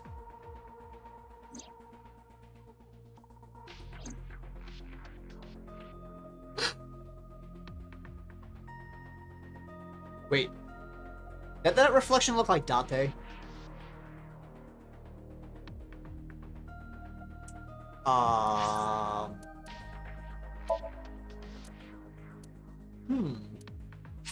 mean, I could have sworn that reflection in that piece of glass looked like Date.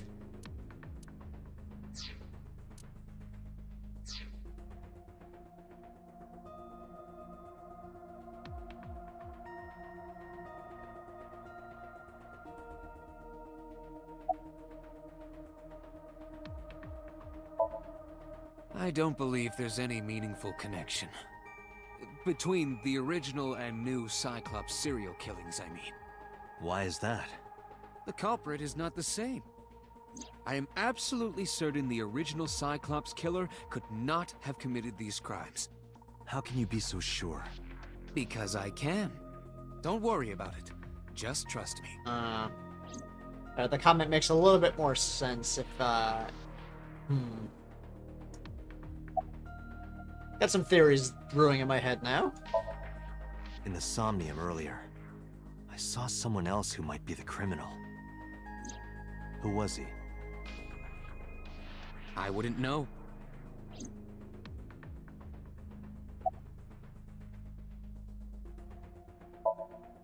Remember what the boss said this morning. The original Cyclops killer has yet to be brought to justice. After the investigation got going, it was taken over by the government and classified. That was the last we heard anything about it.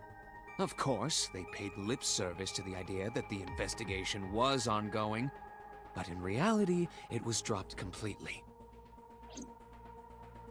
Let's see.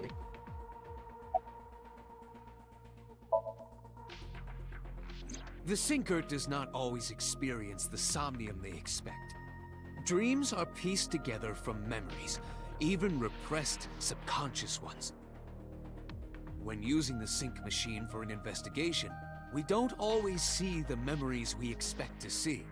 True, oftentimes a subject will subconsciously want to express their dark secrets and repressed memories.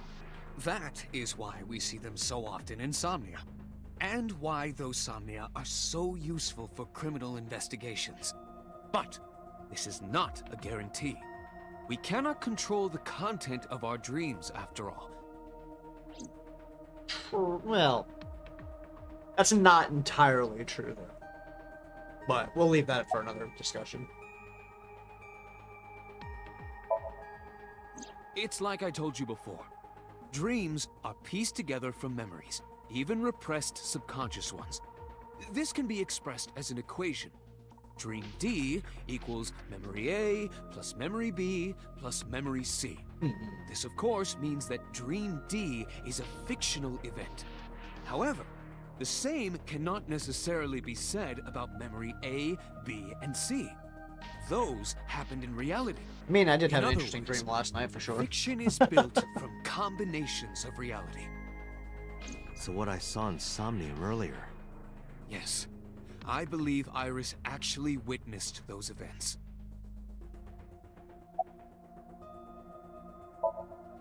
Pewter, you said that memories happen in reality, right? But what about false memories? How do we know if the memory really happened? Even false memories are built from the pieces of real ones. True. If you disassemble those pieces, you will find real events. What about things you see in movies or television? The events might be fictional, but the experience is not. Our imaginations are limited to what we have seen. We cannot invent something whole cloth. We're done talking to Peter. Let's go talk to Boss. Didn't I tell you? The entire case is a state secret. No matter how many times you ask, I won't tell you anything. Seems a little sus to me, but you know. Help me understand this. What I saw during the sink earlier, that was the scene of the original Cyclops serial killings, right? Yeah.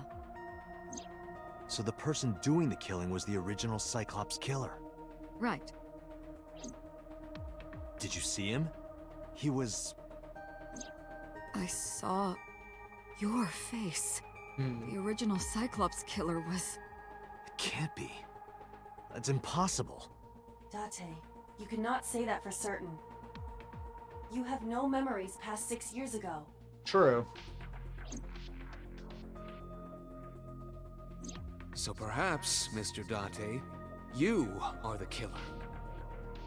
You're missing your left eye, so you steal them from others.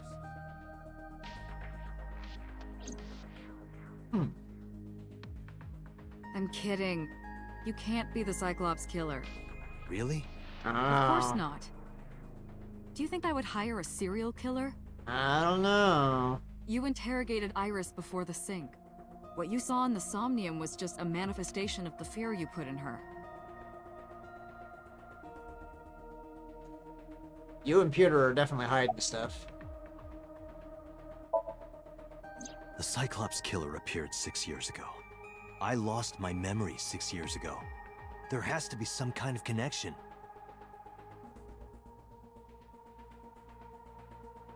There isn't. It's a coincidence. Really? Really. Even if Date isn't the actual killer from the original killer, he's still connected somehow. More likely than not. There's some shape or form he's connected. You can't dream of something you know nothing about. That means Iris must know about the killings. 6 years ago, Iris was 12. Did she witness the crime at age 12?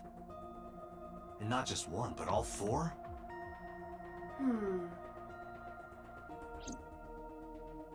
That would be a little strange. Anyway, time for a summarization. I didn't learn anything from speaking with Boss and Pewter. If anything, mystery only grew deeper. Pewter shook me from my thoughts. Dante, it looks like Iris is about to wake up. Got it. I headed to the sink room.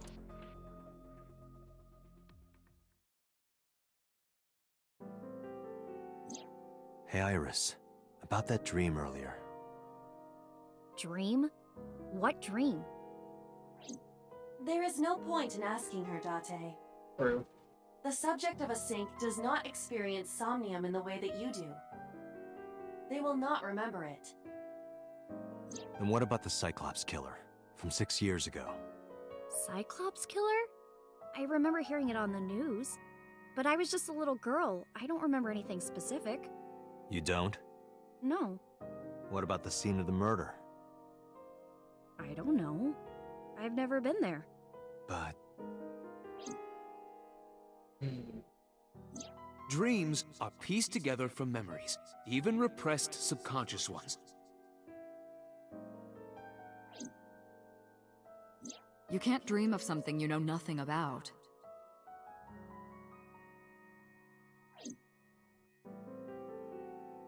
Date, could you take Iris home? Huh? We do not have enough evidence to hold her. Even in Somnium, we couldn't find anything. True. Law demands that we release her. You cannot decline, Date. No choice. Okay. Bringing her home. A nice car.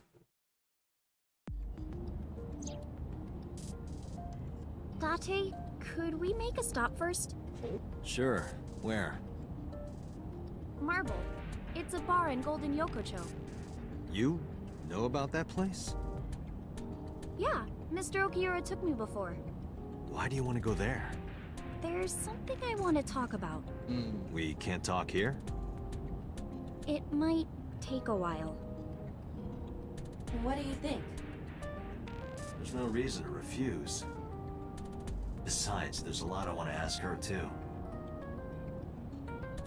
Alright, sure. Iris nodded and pulled out her phone. She's sending a dial message to someone? I was curious, but I didn't want to pry. I turned the wheel and drove to Marble. Apple.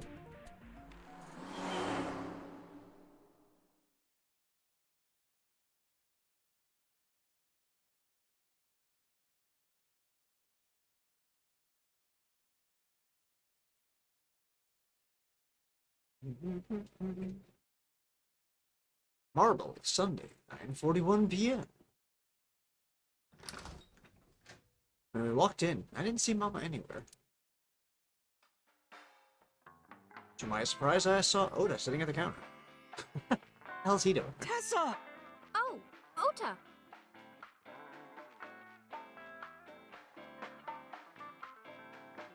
It's a very, that's an expression. He looks annoyed and partially high at the same time.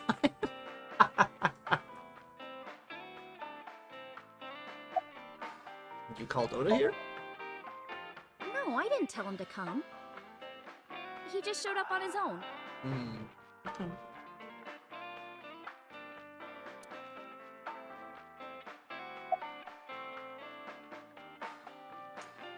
Where's Mama? Oh, she left a little while ago. She said something about going to help an acquaintance. She told me to watch the place until she got back. How well do you know Mama? Not at all.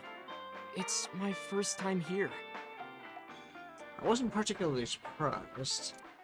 Mama's always depended on the kindness of strangers, ever since she opened Marble. Hey, he's got a phone again. I never thought I'd run into you here. I was nihiling with Tessa earlier. She said she was going to Marble, so... So you're stalking? I got here just before you did. Look, I was really worried about her. She was about to be charged with a serious crime.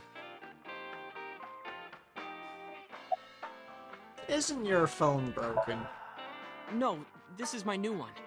You're thinking of the one I dropped in that puddle.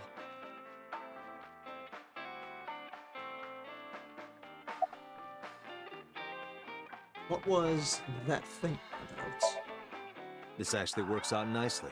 I want to ask you something, Ota. It's about a Nile message you sent Iris. You said you wouldn't tell anyone about that thing. That you'd stay quiet no matter what. What were you talking about? Uh-oh. Well, I'll tell her about the two-witter thing. I swear I'll do it. Geez, fine. Just don't tell anyone else, okay? But before I have to tell change you- Twitter to Twitter. Who's that? What? At the door. Someone's standing outside. Uh-oh.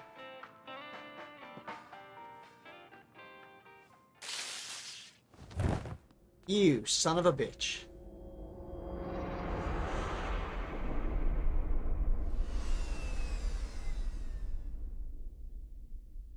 I got tased. You little bastard.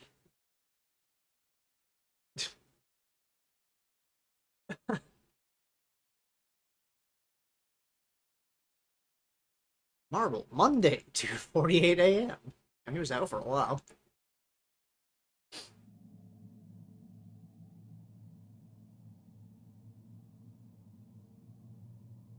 When I woke up, I was lying on the sofa. Where am I? My head was killing me. My memory was foggy. I felt a sudden pain in my neck.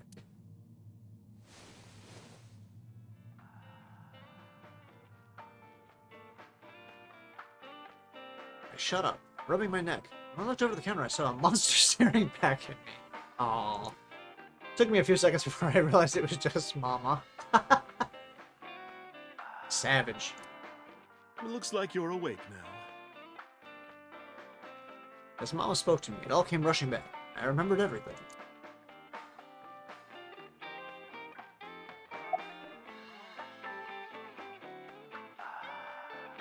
Where's Ota? Ota? The boy I asked to watch the bar? I'd say he's too old to be called a boy, but yeah. He was already gone when I came back. All I saw was you getting your beauty sleep on the floor. Damn it, Ota. What are you thinking? It appears that he took off with Iris. What were you doing during all this? My power was shut down due to the stun gun. I have rebooted in safe mode and am now operational.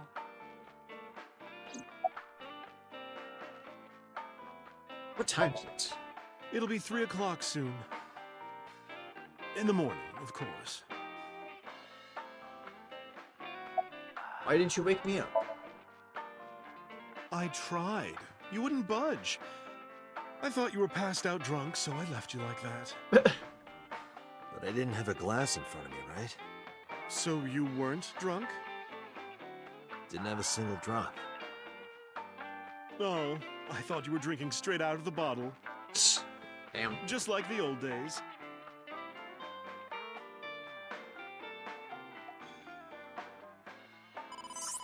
Yep, phone call. Date, the boss is calling. Oh, how am I gonna report this one?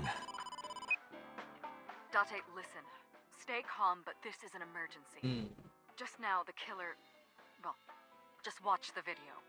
I sent the address to Iba.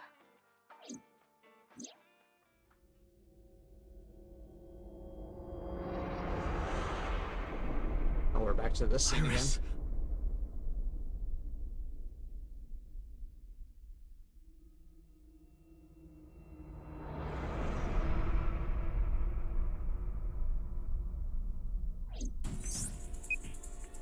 No, that's... The criminal is streaming this live. Iba, the source. Identified. The Okiura Fishery Cold Storage Warehouse, Koto District. Okiura? Date, focus. We need to get to the site, now. Wait. Back to Mama and ran out of market.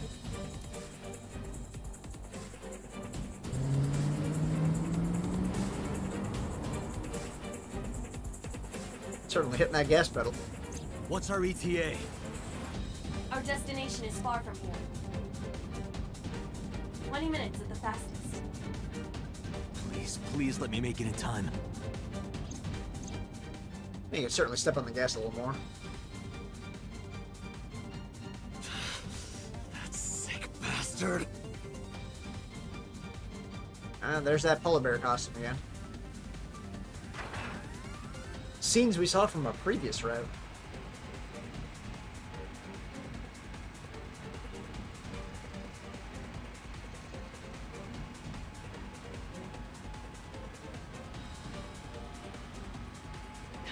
Tessa! Hold on! I'll save you! Ota!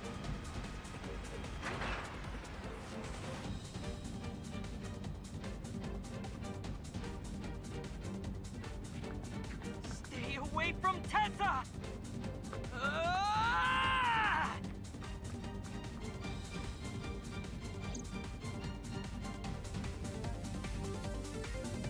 Kept my foot to the gas the whole time. Hell yeah. I could feel the sweat on my palms. The engine raised a high-pitched scream. I could barely hear it. My heartbeat was pounding in my ears, shaking me to the core. How much time had passed? The feeling of time itself had disappeared. Eventually, the car reached a long bridge. Shortly after, the image changed.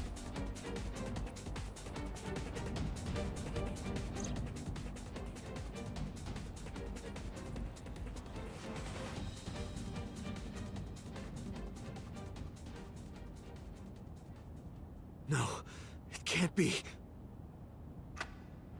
No. Stop!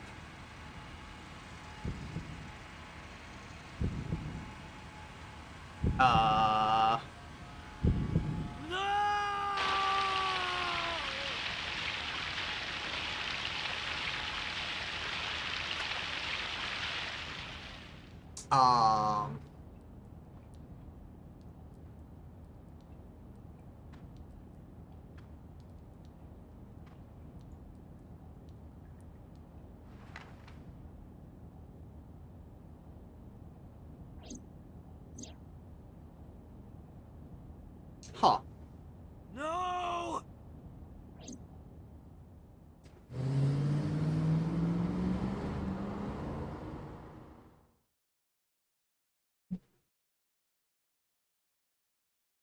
Harbor Warehouse District, Monday, 3:35 a.m.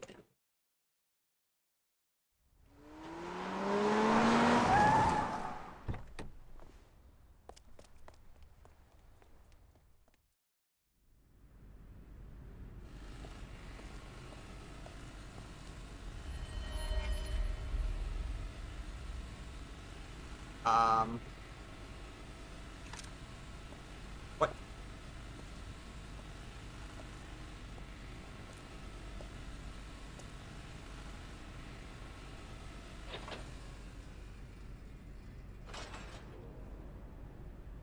The fuck?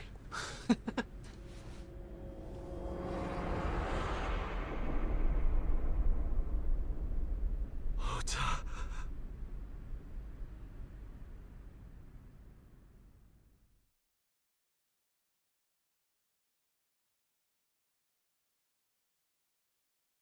Police headquarters, Monday, 10:02 a.m. Alright.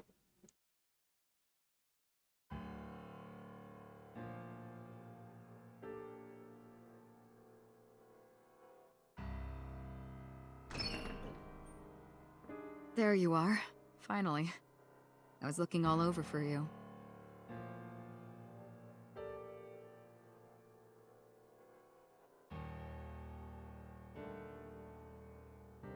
It's rare to see you down like this, but it's understandable. You blame yourself for this, don't you? Beating yourself up about taking Iris to Marble, and about letting Ota get the upper hand on you. Am I right?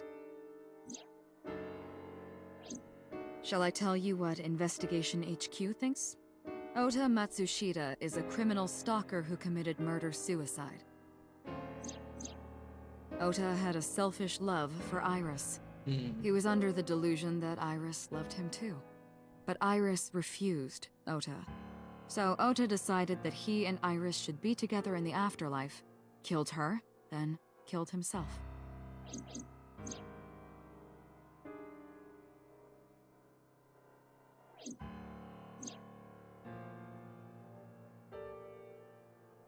It's a hell of a way to kill yourself. That's ridiculous. Ota would never kill Iris. And how do you explain the other two murders? Iris's left eye was hollowed out. Just like Renju and Shoko.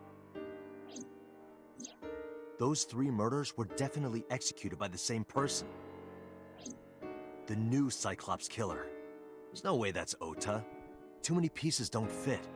Too many contradictions, like killing Iris. Such as?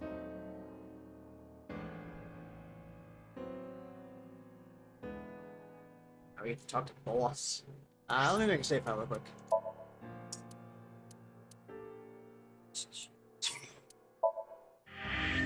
Alright. Back to it again.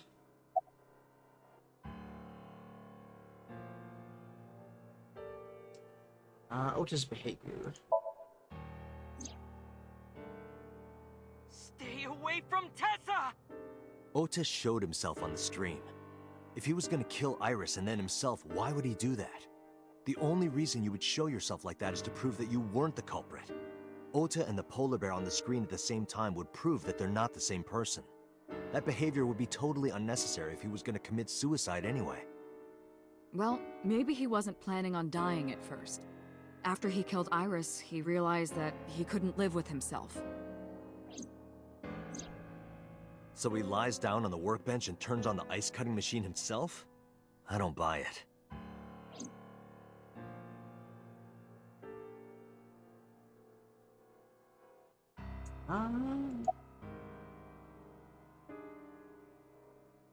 What about the polar bear costume? That was a little weird. The culprit was wearing a polar bear costume, probably to hide their identity. But if murder-suicide was the plan, the costume served no purpose.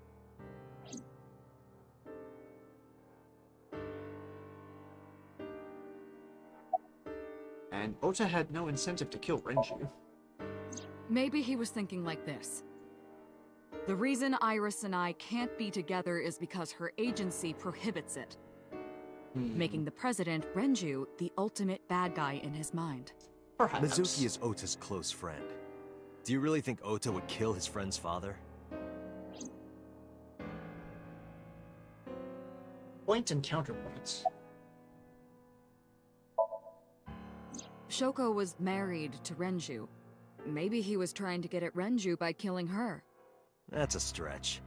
They've been divorced for years. Ota knows all about it. He wouldn't use Shoko to get to Renju. There are some additional discrepancies. I analyzed the investigation report. Judging by his wound, Ota was stabbed in the side by a kitchen knife or something similar. Excuse me. Are you sure? I am. Told the boss what Aiba found. Oh, I know that. Well? Ota could have stabbed himself. Maybe he thought it would be a fatal wound, but when it didn't work, he went for the ice-cutting machine.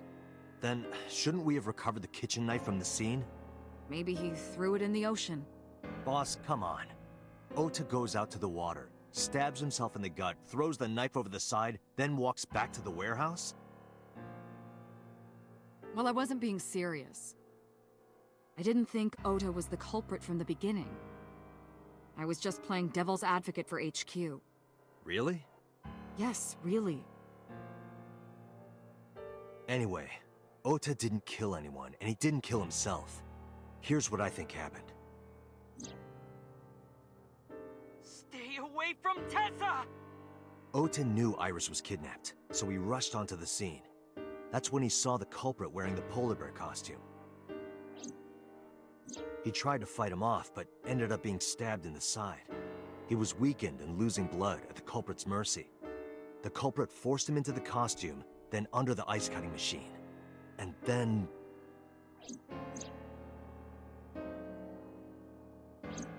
Then, who is the culprit? I wish I knew. We're up to 4 victims. But Ota was a special circumstance. He wasn't specifically targeted by the culprit. Right. And he was the only one to not have his eye pulled out. So let's focus on the 3 other victims. Shoko, Renju, and Iris. What connects these 3? Connections. If you find a connection between the victims, you find a connection to the culprit. That's the theory of investigation, right? You think the new Cyclops killer is related to them somehow? Maybe, maybe not. But it's a good starting point. True.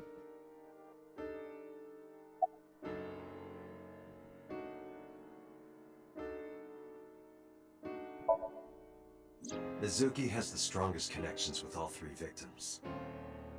Shoko and Renji were her parents, and she was close friends with Iris. She was good friends with Ota, too. But that's why I could never believe Mizuki would kill all 4 of them. Thinking of her as a suspect is ridiculous.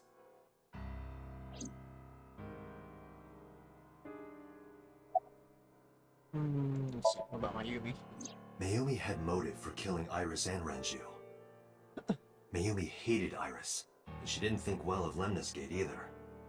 And since Renju is the president... Anyway, the weak point is Renju's ex-wife, Shoko.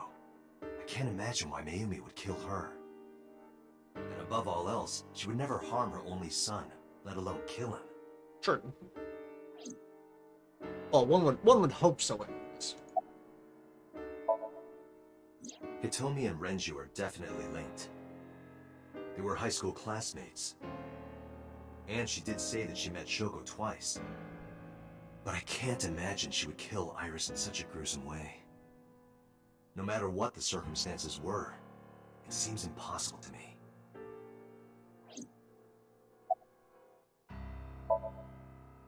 Renju and Shoko were connected to the Kumakuras. But there's no connection to Iris.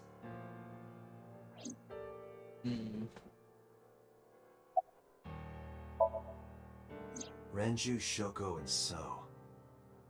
There is a connection between Renju and Shoko through the Kumakuras. But again, I can't see any clear link to Iris.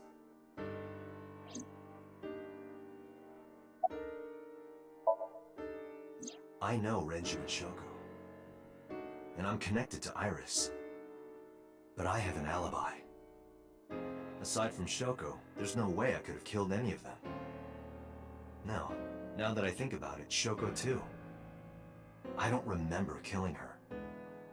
My memories from 6 years ago are missing, but I still have my memory of recent events.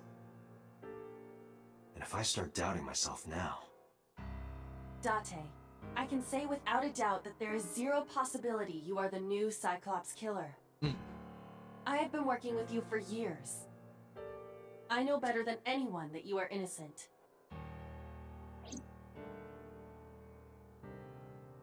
I thought it over, boss. Of the people I know, I can't peg any of them as the murderer. And no leads to pursue? No. Then there's only one thing you can do. Continue your investigation. Do whatever it takes to get the culprit. To get justice for the victims. You're right. Got it, boss. On it. Alright, now we got some free movements to do here. Suppose we'll just go down in order on this. Let's go to the cold storage warehouse real quick. Now we're just recapping and checking all the places. Basically. Stepped into the cold storage warehouse. The air conditioning wasn't running. It was still cold. The temperature hadn't raised much at all. Cold air sunk into my skin. The center of my body was burning hot. Alright. Right here. Iris and Ota were... I am sure you are already aware of Ota's time of death. Just before I arrived. About 3:30 in the morning. And the cause of death. Right, about that. Ota had a stab wound from a kitchen knife in his side. Correct. What was the exact cause of death? Was it the knife wound, or...? I cannot determine that. I can conclude that the knife wound was at least close to being fatal. Even if Ota was still alive on the workbench, he was certainly on the verge of death. If he weren't already extremely weak, we would expect to see more signs of struggle.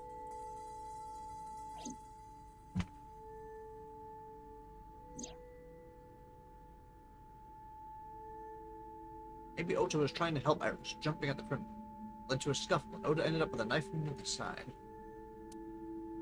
He lost all his power to fight back. He was forcibly put inside the costume, then finally cut open by the ice-cutting machine. Damn. But why? Why did the culprit put the costume on Ota? Unknown.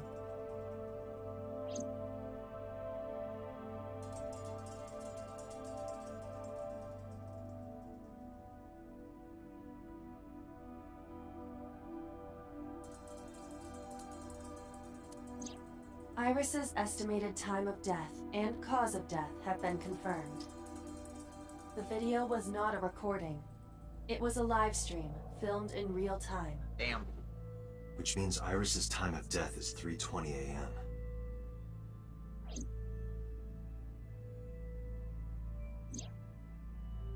Iris also had her left eye removed. Yeah. And like Renju and Shoko, Iris's left eyeball has not been recovered.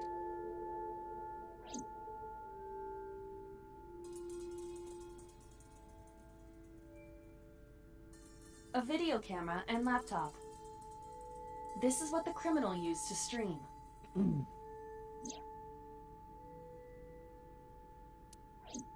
All of these items have been bought from pawn shops and thrift stores. It would be difficult to determine a suspect from them. How convenient. I have logged into the Wi-Fi in this warehouse. Okiura Fishery Co., Ltd. is listed as the owner. However, I found the password written directly on the router. Anyone who saw it could have used it. I have done some research. As the name suggests, the company is owned by the Okiuras, the same Okiuras we know. Renju's father created the company. Another connection to Renju. No, actually. Currently, Okiura Fishery has nothing to do with Renju. The company has been managed by office representatives for the past 17 years after Renju's father died. Renju holds no shares and is not involved in the management. In short, Renju did not inherit the company from his father, and it was instead given to other persons. But it can't be a coincidence. It certainly is suspicious. Date, we should get moving. Officers from the local jurisdiction are checking the warehouse thoroughly. We will not find anything of importance here. Fair. Yeah, you're right. You can ask CSI to inform you if they find anything. All right.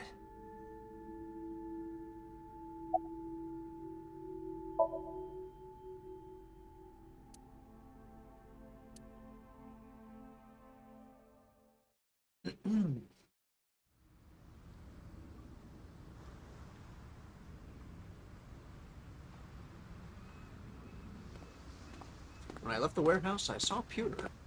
Eh? What is he doing here? He walked up to me while I was trying to work it out. Date, I have to talk to you about something. Huh? About the original Cyclops serial killings. Why this all of a sudden? Because I want you to solve this case, Mr. Date. I want you to find who did this and bring them to justice. So, if I can help you, even a little... Why didn't you say anything at Abyss? The boss was there. I couldn't speak openly in front of her. So, I decided to meet you here. All right. Let's hear it. Earlier, I told you that I was completely certain the original Cyclops killer couldn't have committed these crimes. I am absolutely certain the original Cyclops killer could not have committed these crimes. Let me explain why.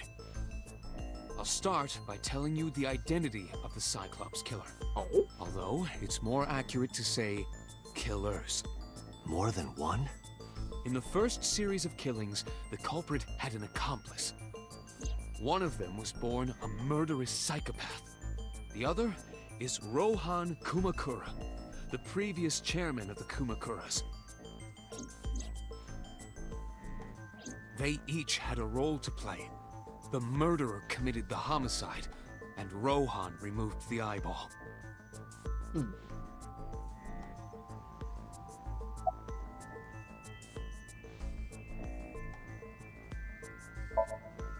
That... I don't know. The details of the original Cyclops serial killings case have become nebulous over time. Even the official investigation material contains nothing of value. Interesting. I am unable to draw any conclusions from them. You really have no idea? If I did, I would tell you.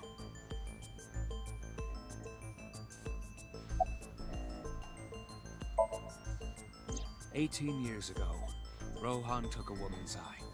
She was already dead. He put his finger into her eye socket and gouged it out. The reason why was simple. He was fascinated by women's eyes. Their beauty stimulated his greed and his desire to possess them. It's a little weird. He needed to have them, to make them his own. Driven by this instinctive impulse, he took the woman's eye. From then on, he acquired a grotesque obsession with the eyes of dead women. That is He very was very strange. particular about his need that the eye belonged to a deceased woman. But even being the head of a Yakuza gang, there weren't too many opportunities for him to indulge. His deepest, darkest desire went unfulfilled for years. However, he soon met his ideal partner, the aforementioned psychopath. The Cyclops killer would commit the murder, and Rohan would take the eye. Thus, a mutually beneficial relationship was established. This was the origin of the Cyclops serial killings. At about the same time, you were assigned to Abyss. So, who is the murderous psychopath? He was born with a brain dysfunction. Due to damage to the posterior pituitary gland, he was unable to properly secrete oxytocin. Oxytocin is a peptide hormone linked to feelings of love, affection, and trust. It is colloquially referred to as the love hormone. It causes a tranquilizing effect which improves mood and relieves stress. It is normally secreted when the body makes contact with an object of affection, such as an embrace or caress. I'm sure you know what this implies, but he was unable to feel love in the way that we do. However, he was able to experience a substitute. His brain was wired in such a way that allowed him to feel satisfaction through other means. Due to the unique idiosyncrasies of his brain, he was able to release large amounts of dopamine and endorphins by performing a certain action. What was it? Murder. Dopamine is a hormone linked to the reward system of the brain. The pleasant feeling attained through accomplishment is dopamine. Endorphins are a kind of brain narcotic. They dull pain and create a feeling of happiness. He got pleasure from killing people? It's slightly more complicated than that. Killing people was the only way he could get pleasure. He was 12 when he took his first life. That enlightened him to the pleasure of murder, which he would do again and again. Oh, okay.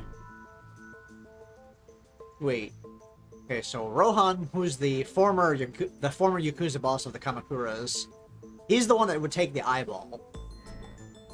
And it sounds like it was So Sejima's son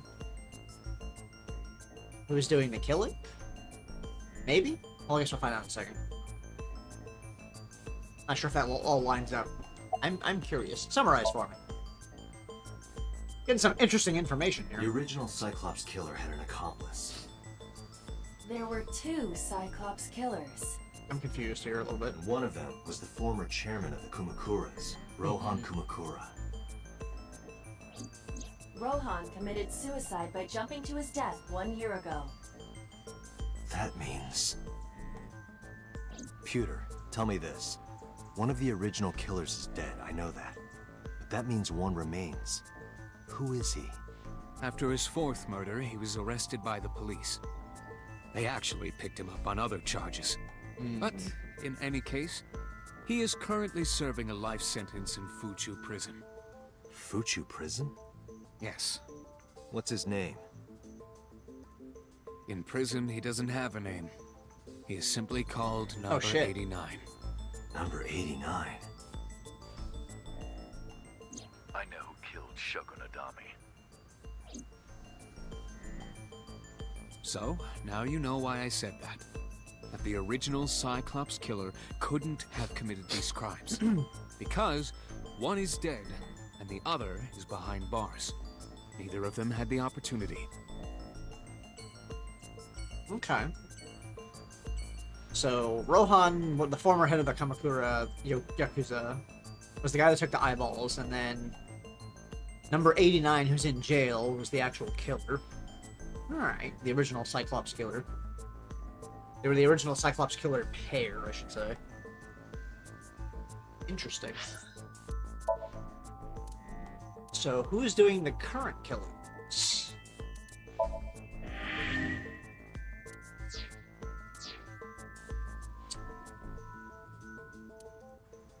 guess there's nothing more I can get from him.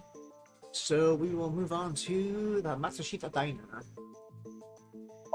Next location to go to. Interesting. So we finally find out who the killers are, basically, or at least the original killers. Not the current killer, obviously. Find out who did the original killings, though.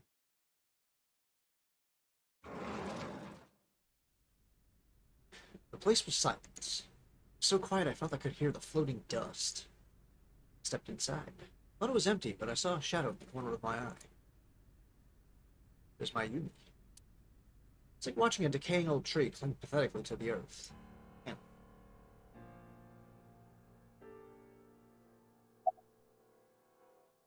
I'm sorry to interrupt.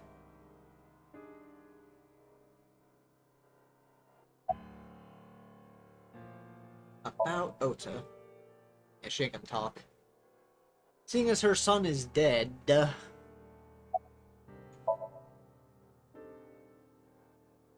This is your fault. Me? I heard from the police. Because you didn't take care of Iris, my boy Ota got involved. Date, I looked into the investigation report. Mayumi confirmed Ota's body early this morning. I see. I'm sorry. I want to be alone right now. Did you not hear me? I said leave!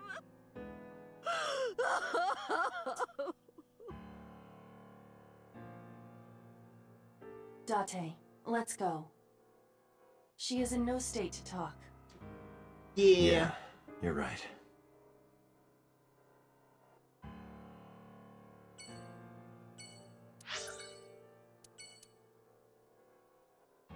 Let's go back to my place.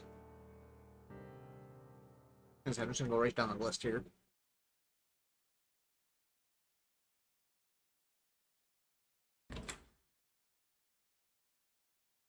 Mizuki is curled up on the sofa. She looked like a small animal frightened by a predator.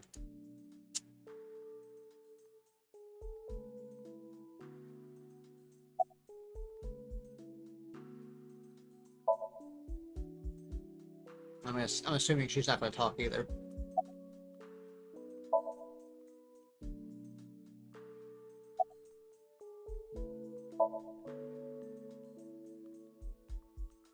Mizuki must know about Iris and Ota. Obviously. Of course. The news was distributed heavily across the internet. Not just in Japan, but worldwide. Damn. 3 days ago, Mizuki discovered her mother's body. 2 days ago, her father's. This morning, 2 of her best friends. It is completely understandable that she is at her mental limit. Can I be left alone for a while? Are you okay? Yeah. She certainly didn't seem so, obviously. But I can't stay by her side forever. Aiba, contact Abyss. See if they can get Mizuki a good counselor. Understood. Stay with her for a little while. We didn't speak. Having nothing more to say, I left.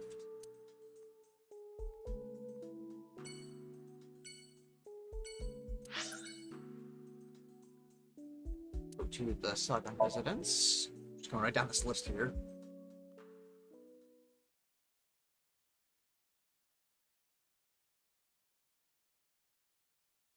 It's time to go talk to Hitomi. When I visited the Sagan household, I found Hitomi with a hollow look in her eyes. Yeah. She let me in and asked me to sit on the sofa. I agreed and sat down. But after that, I couldn't say a single word. Heavy silence weighed on both of us.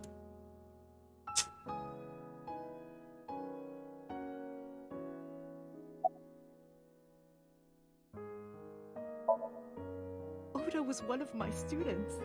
I taught him in elementary school. I heard it from the police. Oda tried to help Iris and ended up... I don't know what to say. I have no words.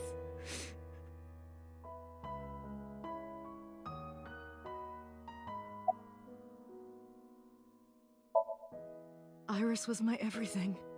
We always went everywhere together. Whether it was buying clothes, or going to the movies, or taking a walk, or going shopping at the supermarket. When she was young, she would just hold one of my fingers. Her hand was too small to hold mine. Then it was 2, then 3, and finally she could hold my hand. But eventually, she left my hands altogether. She started crossing her arms, being independent, even though she needed constant attention growing up.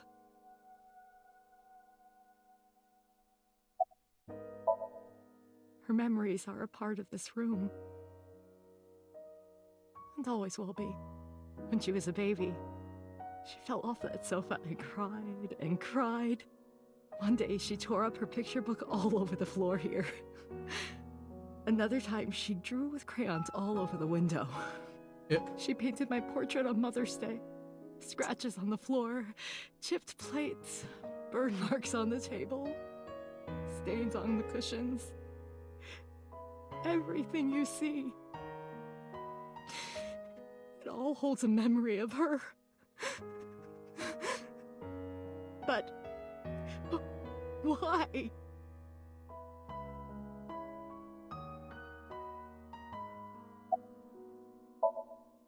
Hitomi, my entire focus is on this case. Is there anything at all you can tell me? I don't know if this is important, but No, please, tell me. I may have told you this already. I met Renju's wife Shoko twice before.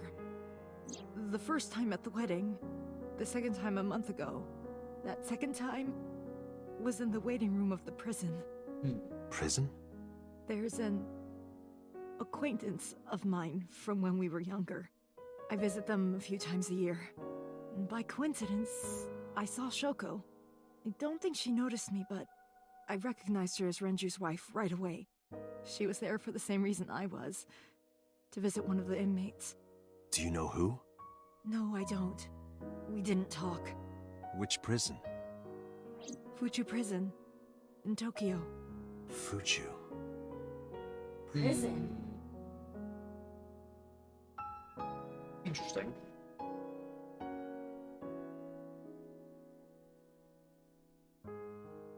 I'm sorry to have bothered you. I'll be going now.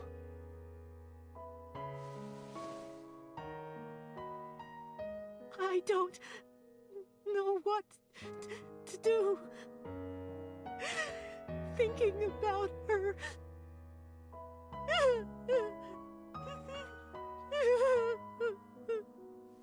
Dante, please, you have to catch them. Please. Please. I will. Trust me.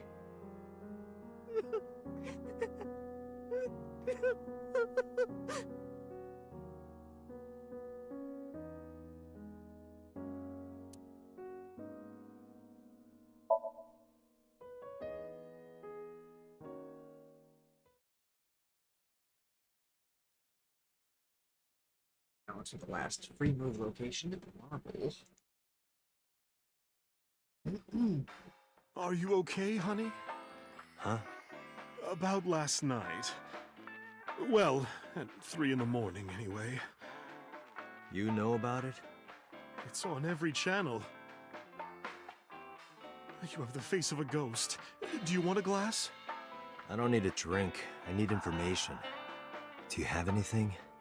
Well, let's see. I do have... I suppose you could call it intuition. Tell me.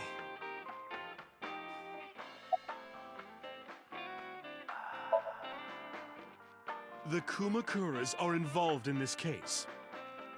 Remember what I told you before? That there's a relationship between Ren and the Kumakuras? Shoko also has a relationship with them. You know about her dealings with the Kumakuras, right? So basically, 2 of the victims are linked to the Kumakuras. That must mean they're involved somehow, right? Not 2, 3. 3? Iris? No, not that one. The boy. He came here last night? Ota? Yes, from Matsushita Diner. He's linked to the Kumakuras as well. Huh.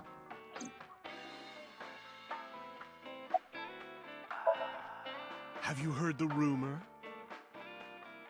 Almost told me a similar story to Aiba's. About So Sejima and the Kubasaki district.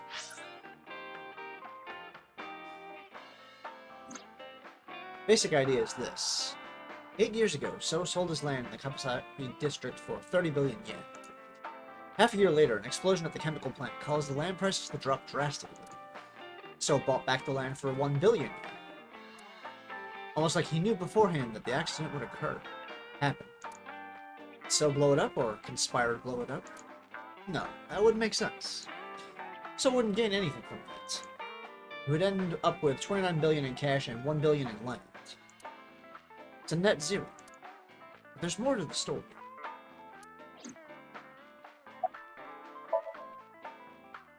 The Kumakuras own a handful of real estate companies. They of course look legit, but they're Yakuza fronts. I'll call those real estate companies the KE to keep it simple for you.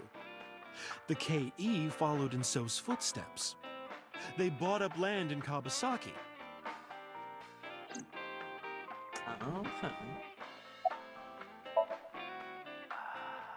Now, back to So. Have you heard of the plans for the casino in Kabasaki? So was the one who came up with it. I was born and raised in Kabasaki. I remember the landscape of my childhood, and I loved it dearly. But look at Kabasaki now.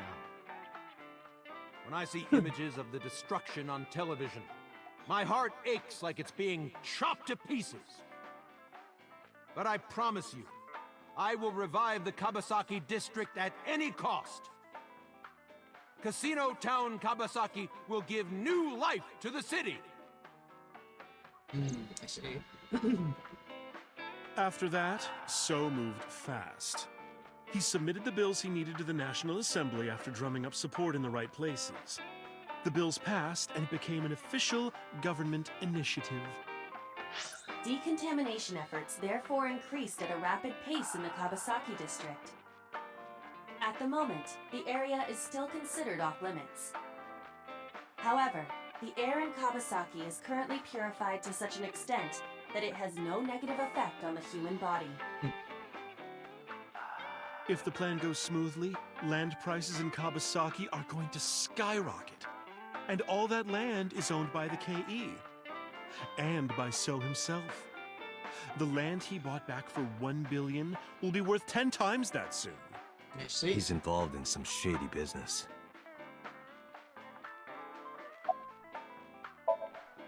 This is just another rumor, but the chemical plant exploding was no accident. It was done intentionally. You don't say. By So and the Kumakuras, you mean? I mean, it's not But surprising. There's no hard evidence of that. It's just gossip.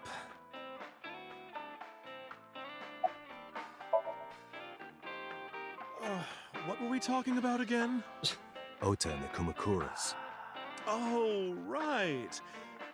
You know how Matsushita Diner is close to the Kabasaki district? Pretty close, yeah. The chemical plant explosion made times hard. Foot traffic went down, sales declined. No wonder it closed down. Ota must hold a grudge. Someone caused that explosion. And if it was intentional, oh, he'd hate them even more. That's how I link Ota to the Kumakuras. Fair.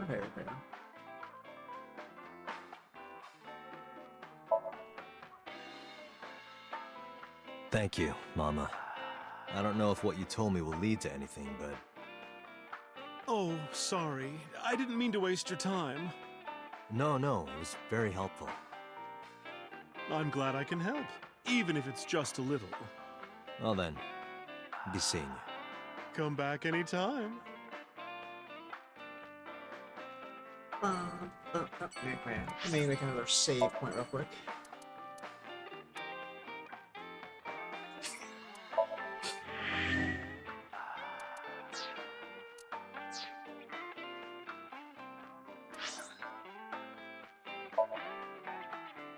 to Abyss.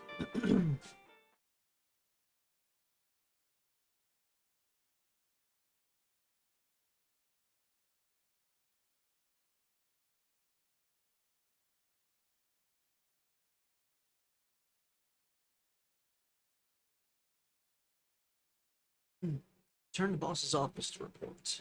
I didn't see her anywhere. Where did she go? All the stuff she has in her Well, office. she isn't always here, correct? True. She has so much crap in her office. Sat down in my usual seat, decided to wait for boss. What are you doing? I thought it would be easier to talk like this. What do we have to talk about? A summary of the investigation, perhaps?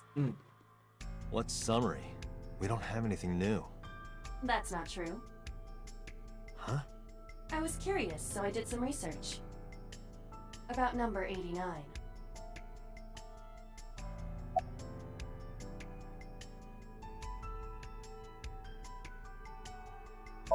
What's his real name?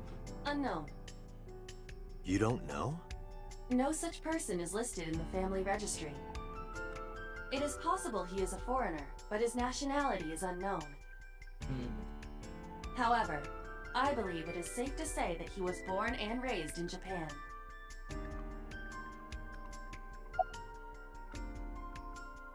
Who is 89?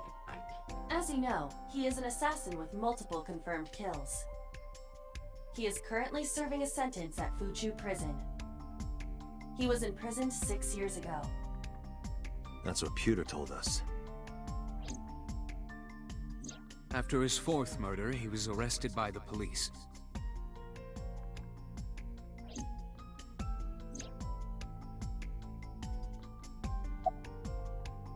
What's the relationship between 89 and Shoko?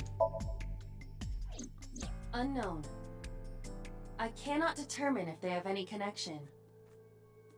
Approximately 1 month ago, Hitomi Sagan witnessed Shoko in Fuchu Prison's waiting room. I am unable to say for certain that the person she was there to visit was number 89. After all, Fuchu Prison houses 2,000 inmates. But number 89 knew Shoko's name. I know who killed Shoko Nadami. True. That must mean that he knew her somehow. It is possible. What about 89 and the new Cyclops serial killings? Pewter claims that there were 2 culprits behind the original serial killings. One was the former chairman of the Kumakuras, Rohan Kumakura. But Rohan committed suicide last year. That leaves 1 culprit still alive, number 89. But number 89 couldn't possibly have committed these crimes. He was in jail when each of the murders occurred. Correct. However, I do not believe it is accurate to claim that he had nothing to do with the incident. I know who killed Shoko Nadami. If he was telling the truth, his involvement is possible. True. Now let's talk to 89. Let's talk to number 89. I don't know if he's telling the truth or if he is full of it. But he's our last remaining loose end. Alright. However, we need not go to him. We can bring him to us. If we plan on syncing with him, it would be more efficient. Can you arrange that? I can. After cutting through some red tape, number 89 was to be brought to HQ. It took considerable time to arrive. But for some reason, boss never showed up.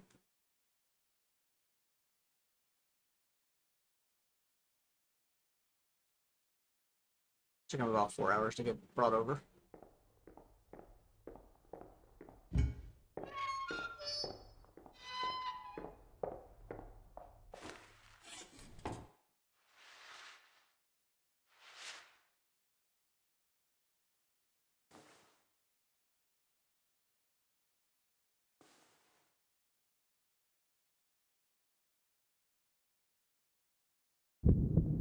This guy. Sorry to interrupt your busy day, but I need you to tell me something. I'd appreciate your cooperation.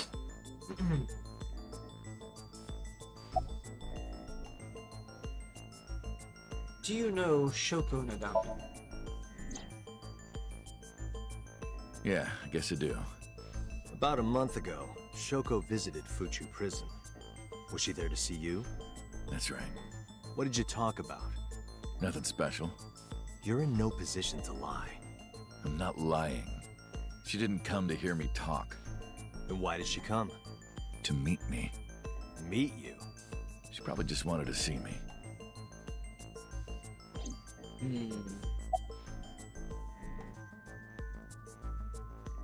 When did you first meet Shoko? A long time ago. I don't remember exactly when. What's your relationship to her? A physical one. I'm kidding. She was just a business partner.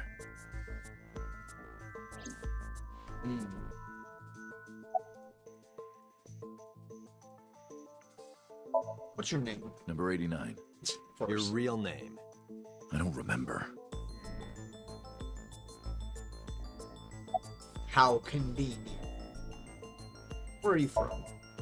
Burkina Faso. Burkina Faso is a republic in West Africa. Population 17 million. I don't have time for your jokes. You're the original Cyclops killer, aren't you?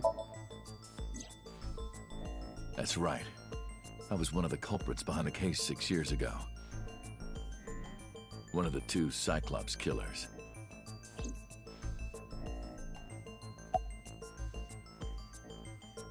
Who killed Shoko Nadami? All right, let's get right down to it. 2 days ago, you called Investigation HQ and said, I know who killed Shoko Nadami. That's right. Who? Hey, don't be so hasty. We haven't agreed on a deal.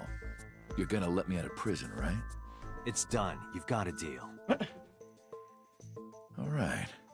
But to explain it properly, I need to tell you a story. It might take some time. Is that all right with you? I've got nothing but time. Then let's get started. The story of a lonely assassin. We get a whole bunch of story here now. Once upon a time, there was a detective, full of righteous justice. Let's call him F. F found the evils of the world intolerable. F had no parents, no siblings, and grew up in an orphanage since he was born. He suffered every kind of abuse imaginable there. It led him to despise all the evils of the world. One day, F was chasing a thug down at the harbor. Someone wanted for the assault and murder of women. Okay, I get it. I'll just throw down my knife. Here. And you lower your gun. It's fine. I got nothing else on me. I'll go quietly. You know, I have a history with hospitals. I've been going to a special hospital for a while. Even if I get caught, it's all good. I'll come right back out again. What should I do next time? Just thinking about it gets me excited. Oh my.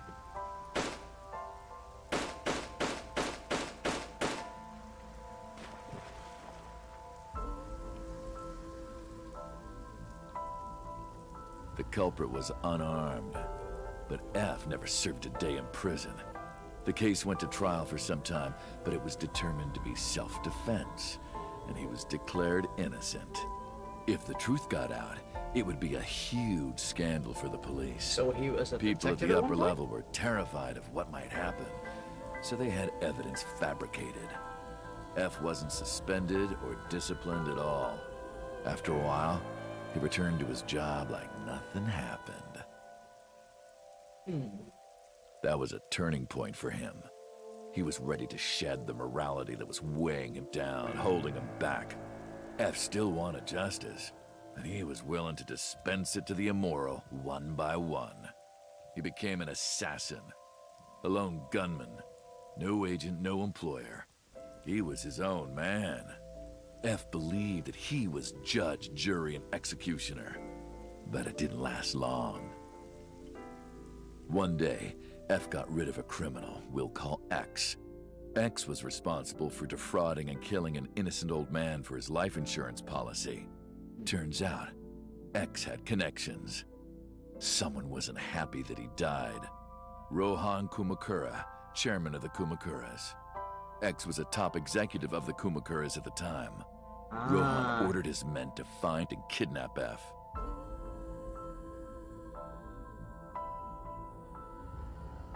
I've done some research. I know you've cleaned up at least 18 pieces of scum from this earth. But somehow there hasn't been a single criminal investigation. They're all treated as suicides, accidents, or natural causes. Amazing work. I'm impressed. How about you work for us? Of course, you have the right to say no. But it'll be the last word out of your mouth. F was trapped. Even if he somehow survived, he would be looking over his shoulder for the rest of his life. He had no choice but to take Rohan's offer. Interesting. Thus, F's self-employment came to an end. He became a hired gun of the Kumakuras. Rohan even gave him a code name, Falco, named for the falcon, a bird of prey.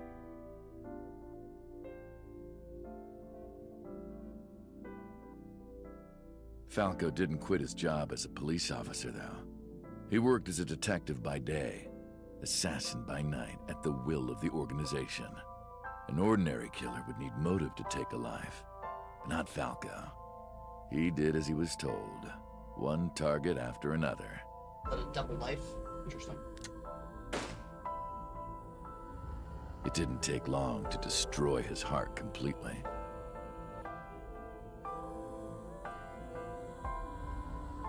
Time passed, and a few years back, Falco, who by this time was exhausted in body and spirit, made a fatal mistake. He missed his mark and ended up taking a bullet to the stomach. Somehow he managed to escape. After reaching a nearby shrine, his legs finally gave out under him. He had no strength left. He put his back up against the shrine and let out a moaning breath that he thought might be his last. But at that moment,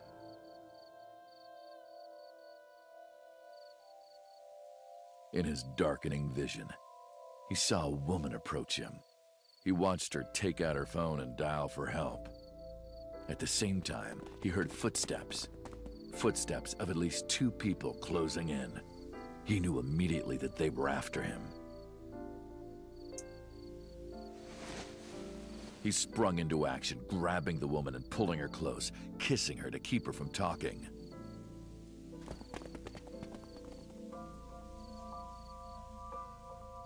That was the first encounter between Falco and the woman. She was a teacher at some school. It was like she was from a totally different world than him. Listening to her talk, he would forget everything about his line of work. She was his only contact with the ordinary, mundane world. They met in secret a few more times, and Falco felt his heart grow warmer. Her smile and kindness were like a cold glass of water for Falco's parched heart. Falco started to become himself again. His former self. He swore on his life that from then on, he would live for her.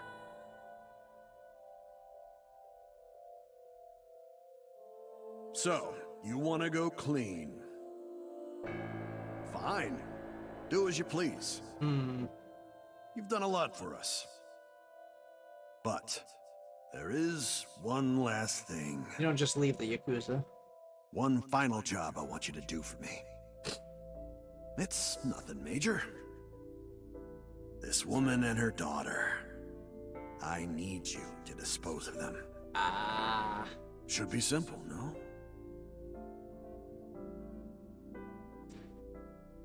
Rohan handed Falco a picture of a woman and a girl. It was the teacher Falco met at the shrine.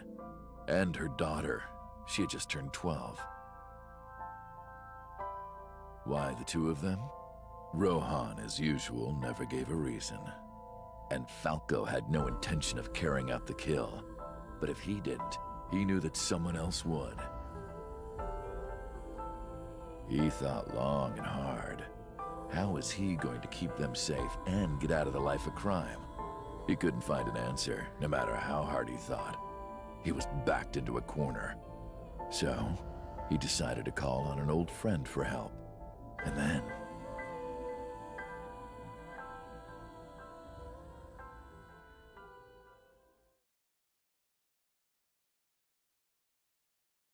Silence. For some reason, he wouldn't open his mouth again.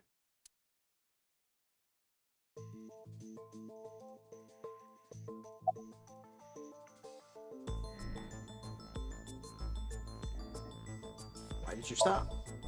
Why did you stop?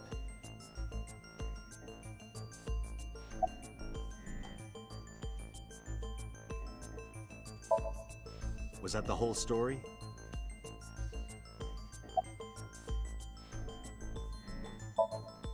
You mentioned a detective. Means you're on silent mode now. What's the connection between that and Shoko? Answer me. Hey, answer me. This is a transaction, remember? Until I get a guarantee that you'll uphold your end of the bargain, I'm not telling you anything else. I'll give you half up front, half later. If you want to hear the rest of my story, you better start the release procedures. Once they've cleared, I'll tell you everything. Date, it is unlikely that number 89 will uphold his promise, even upon release. True. Pewter. Yes? Start the preparations. For what? What do you think? The sink. Sink machine, baby. I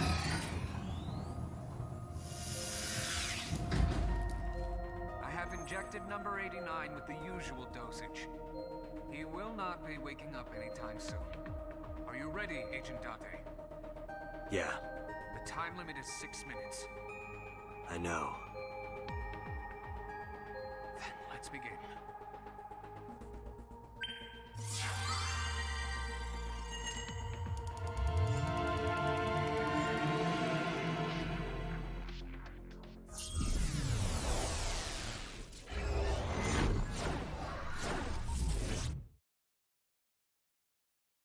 Sinking with the killer.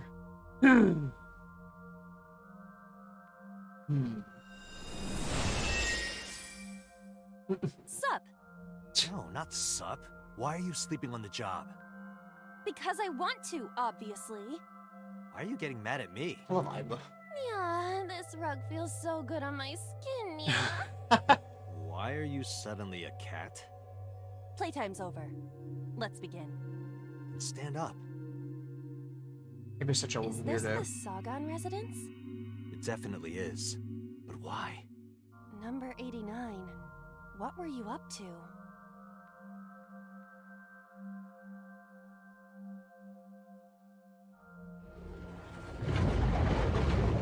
What? The green? I do not think I can pass through it. Interesting. Really wants to hide it, huh? Okay, new plan. Somnium scan! Activate!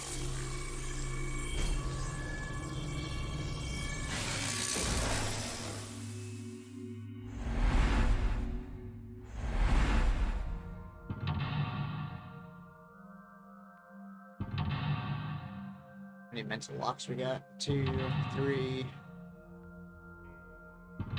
4.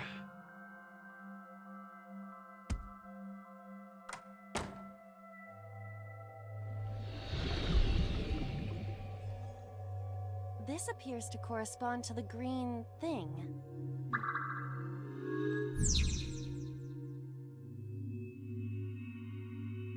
Interesting. Alright. But on that note, I think I'm going to call an end to stream for today. I've got some things I need to take care of, so I'm going to make a quick save file and go to my outro screen in just a second. I will save it on this file right here. Yeah.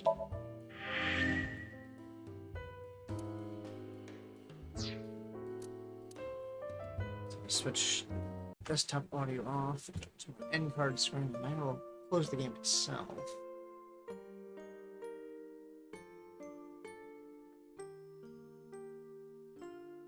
Close this down real quick first. Alright. Let my computer catch up with itself.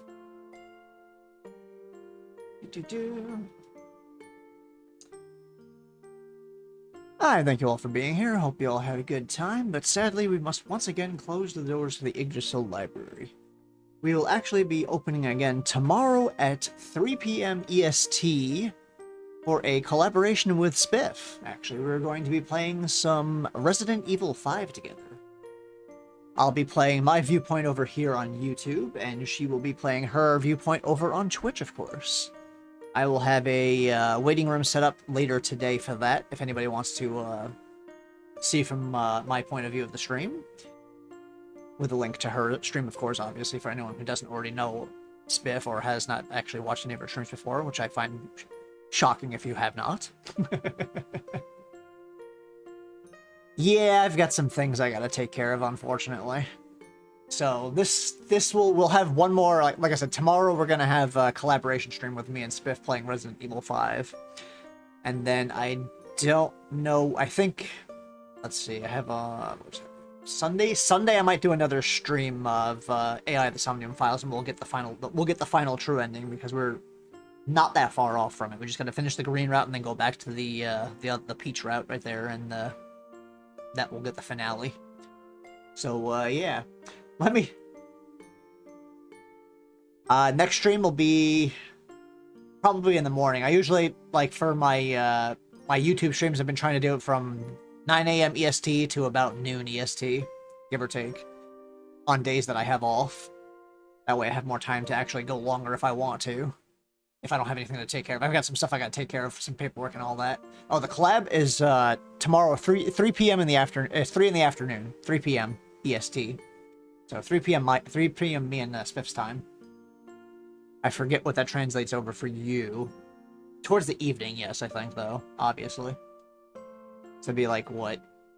Closer to 9 p.m. for you, I think? Or thereabouts? Something like that, I think.